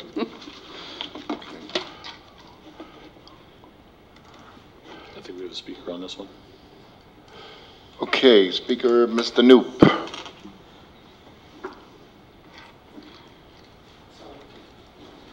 Apologize, sorry. Okay. The meeting's already taking so long. We're almost out of time, you know that. Yeah, I know, but the clock is running, yes, I know, I need That's to talk okay, fast now. Okay, so there's this thing about this contract, and you know, it's just, okay, I just want to bring it up, because to me, it doesn't make much sense. So there's a contract with this special education, this psychologist, they have hourly rates, they have a rate for an evaluation, and the contract says, the contract starts from July 1st, 2018. That contract is signed in January 2019. So 6 months down the road, that a contract is signed. The contract said that there's a maximum amount of $25,000. We're not talking about lump sum payments here. These are just hourly rates, and the contract has a validity up to $25,000. So then I read the addendum, and I don't know who made the addendum, but it doesn't sound very legalese. Because basically what the district is doing is saying, we're giving you $39,950 or something like that. It doesn't say the contract boundary is extended for $25K plus $40K. It says, we're going to give you that money. Now, I don't know if they already owe that money, that the contract had to be retroactively adjusted, but that's not the right language to put in, at least in my mind. You know, you want to say, the limit is extended from 25K to 25 plus 39,950. So I think the language is not correct. And on top of it, the contract is enabled July 1st, and then it's signed in January. What gives? I mean, I don't want to bring bad things, but I just don't get it. I don't understand how these things work like that. Okay. Thanks. Thank you. Thank you much. Okay, need a motion and a second, please? Oh, can we have a... Go ahead. I would want to consider tabling this and get some more data on exactly what we owe them and how much we might be owing them for the rest of the year, and just some kind of, maybe have an attorney look over the addendum and the contract itself, just to make sure it's okay. I share the concern Mr. Knoop voiced about contract. Someone gave this firm permission to work, to do work without a signed contract, and if they've done the work, we owe them the money. But let's make sure that we correct this and make sure that the contract going forward, if we have to make a new limit on it, is clear. That's all. So I would like to see answers to those questions and bring it back. Superintendent? I would ask. I would ask Ms. Salinas, is this going to put us in any legal liability You know, by I'll have to tabling it? check. I'll have to check. I know that this is to backfill a vacancy that we have, and we also had another psychologist who was out on maternity leave. And I'm looking at the notes. I don't know. I can find out the information. I know this is a master contract, and this was an addendum, and it's the same template we've been using for a number of years. So why don't we bring him back, and then maybe we can ask Ms. Willis to be here, if Yes. that's okay. And legal counsel. Right. If Is that okay? Contract issue. And this is also belong to the category of professional services and consulting, right? Yeah, I think it is probably worth to rediscuss this because we have, it looks like in recent history, we have a habit of really significantly under budgeting in that category and ended up with 1 million plus deficit in that one. Yes, and one of the reasons why is that because we're not finding the employees. And so what happens is that we encumber for what we think is the cost of an employee in Newark Unified, subsequently cannot find that employee, and then are contracting out at a higher cost. I understand your concerns. Maybe you could get with the superintendent and maybe get some questions answered. Okay. Mine was answered. Okay, good. We can Okay, bring it so we'll back. table it to next meeting? Okay. Okay, good. Thank you. Okay, 12.7, need a motion and a second? I would like to suggest an adjustment that it's in the footnote that the exempt position range 69 be changed to exempt position range 68 Okay, you want to make the motion? Also level C. and level C. This is 12.7 job description. Yes, that's correct. 12.7 is the recommendation for the governing board to approve the new job description for the position of manager of certificate of HR. Right. So So is there anything Where in there would the about 68 or recommendation apply? 69? I believe we need to approve the position, and I think with the caveat that the exception, the position, instead of saying step 69, it should be 68. Okay. Okay, make the motion, please. I move that we approve it with the exempt position on range 68. Okay. Good. Can I read the next one as well? Hold on. Sorry. Go ahead. Okay, I'll second it. Second it? Okay, good. Member Thomas moves, Member Gutierrez seconds.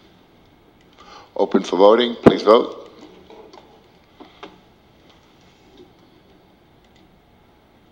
Motion passes 5 ayes, thank you. For 12.8, staff recommends the governing board to adopt resolution 2127 to exclude certain management positions as excluded from Ed Code overtime provisions. Okay, need a motion in a second? I move approval. I'll second. Member Thomas moves and Member Gutierrez seconds, please vote.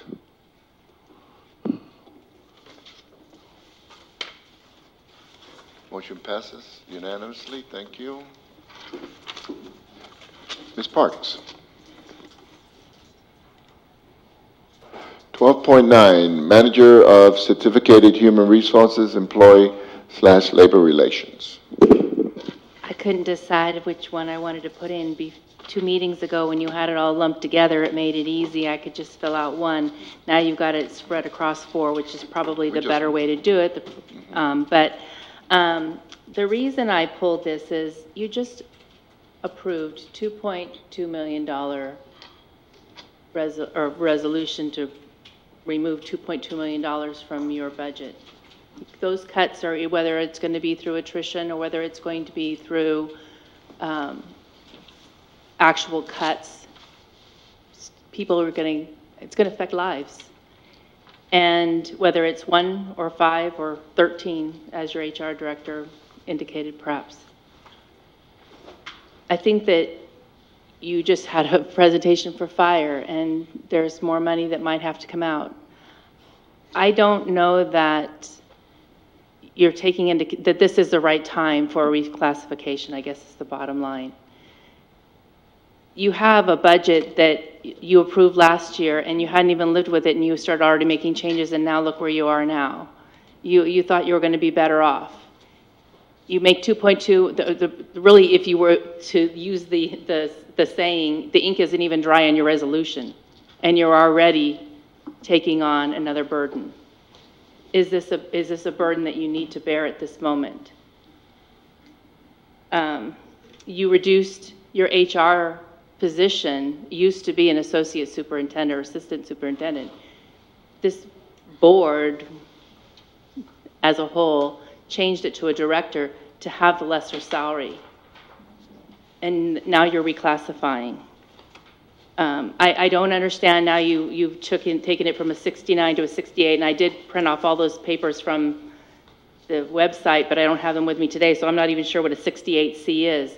You give ranges for salary. You didn't, on other items, you'll list the financial impact. How can the public or you as a board, if you don't spell out what the financial impact is, how are you even keeping track of what you're approving? There are other items on here that do spell out the financial impact. This item and the following item don't even tell you what the financial impact is. They give you a range. How can you make a good judgment call? Anyhow, I think that's pretty much all I wanted to say is, again, is this the right time to make this decision? Is this the right time in the middle of a fiscal crisis? Thank you. Okay, thank you. Okay, so I need a motion and a second. Discussion. Do you want to make a motion, Member Thomas? I move that we approve this. Are we in 12.9? Yeah, can I introduce the motion? Can I introduce the... Staff recommends that employee 2303 be reclassified to manager of certificated human resources and labor relations, amending salary range to 68. Okay, so based on that, did you want to make a motion? And to step C or level C? Step C. Right. Step C, and yes, so I move that we approve this, making the range 68, step C for this individual. Per staff recommendation. Per staff recommendation. Okay, we need a second. I'll second it. Member Gutierrez seconds. Please vote.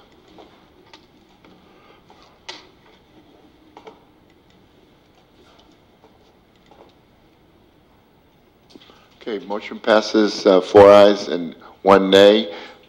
Member Martinez, our practice is to allow you time if you want to, elaborate on your no vote. You don't have to, but if you want. I think we've had significant conversation about it. Okay, thank you. 12.10, reclassification of manager of classified human resources employee/labor relations. I need a motion and a second. Well, I recommend that we not move on this, that manager of classified human resources employee labor relations is already at a level, a range 68, and that we keep it at the range 68, so we just not move on this. Okay. Can I read my recommendation and you guys take a vote then? Okay. Staff recommends to reclassify the manager of classified human resources employee in labor relationships from range 68 of the management salary schedule to range 69 to be consistent and equitable with the classification of other managers in the district. Okay, I need a... Well, my motion is that we not move on this, that we maintain the manager of classified human relations at level 68. Okay, need a second? And level E. Level E. Mm-hmm. No, but you're saying you don't want us to well, move on it at all. That results in no change. So right, either way, we can do nothing, or we can, if we do nothing, it's no change. Okay, so you're recommending that we just do nothing and table it. Okay. And you have a second? Point of order for clarification for myself. We already reclassified it. Now we're just... I need to, point of order, we need to be very careful. Exactly. I just want... Board does not decide range. You're in gray water here. Be careful. Right. So we're just... Or placement on letter. Right. We have a 12.10 reclassification of manager classified. Does the board want to move on this or not move on this? It has to be based on Jessica's recommendation. Staff's recommending a vote. That's staff's our recommending that we recommendation. vote. Okay, so then Vote it I'll down. move that we maintain the level of the manager of classified human resources to be range 68. Okay, need a second? Do we have a second? If not, then we just move on. No, we vote. Oh, don't. we're No, not- there's no second yet. That's No, I'll second. your second? Okay, Member Thomas moves, Member Jean seconds. Okay, no further discussion, please vote. I'm so sorry. Just clarification. I am voting on the motion for no change, correct? Yes. It's kind of a status quo. Status quo, yeah. Is that, I'm not speak for you. That's right. Status quo.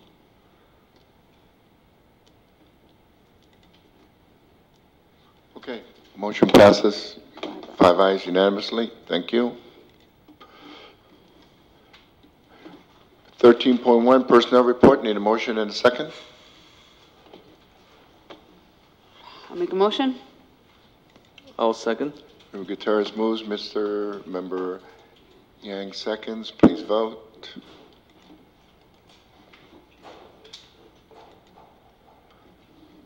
Motion passes, 5 ayes unanimously, thank you. Consent agenda, 14.1, curricular field trip, one-way distance over 100 miles, Snow Elementary to Sacramento. Non-curricular overnight athletic out-of-state field trip, Newark Memorial High School varsity softball to Sparks, Nevada. Non-curricular overnight athletic field trip, Newark Memorial High girls wrestling team to CIF State Bakersfield. I wonder why it's always in Bakersfield. Why couldn't it be up here? Anyway, those are the 3 items. Need a motion and a second. Make a I had to motion. go to Bakersfield a couple of times. I didn't like it. A second. Okay, Member Gutierrez moves. Member Martinez seconds. Please vote.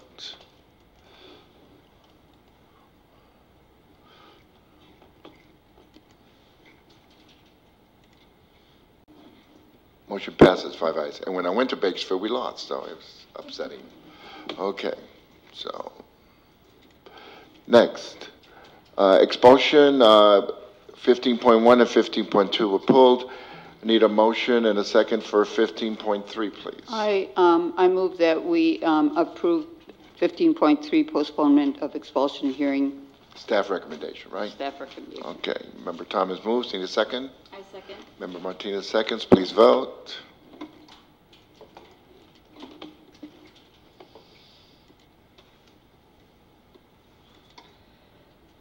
Motion passes, 5 ayes. Thank you. Okay, now we get to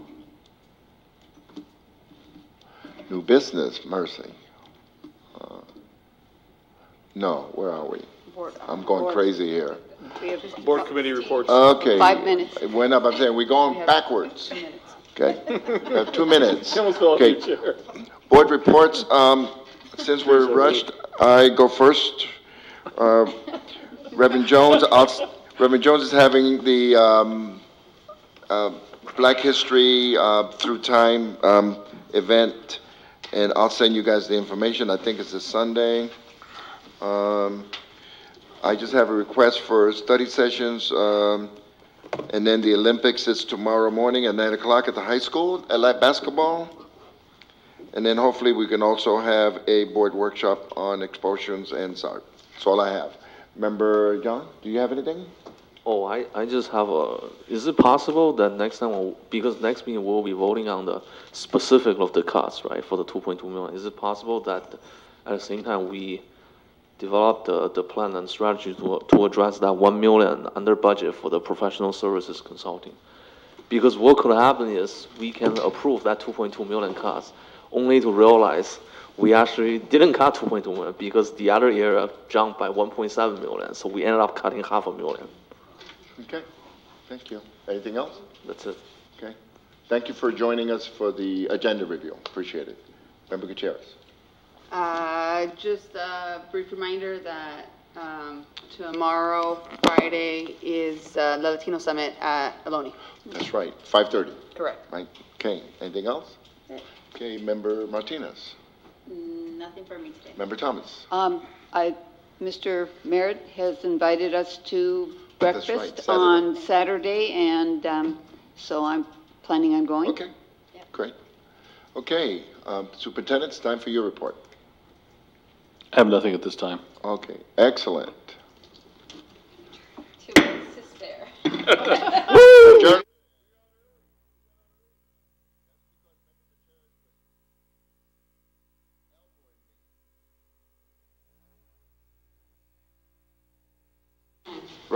Right there. No, computers have to start and we.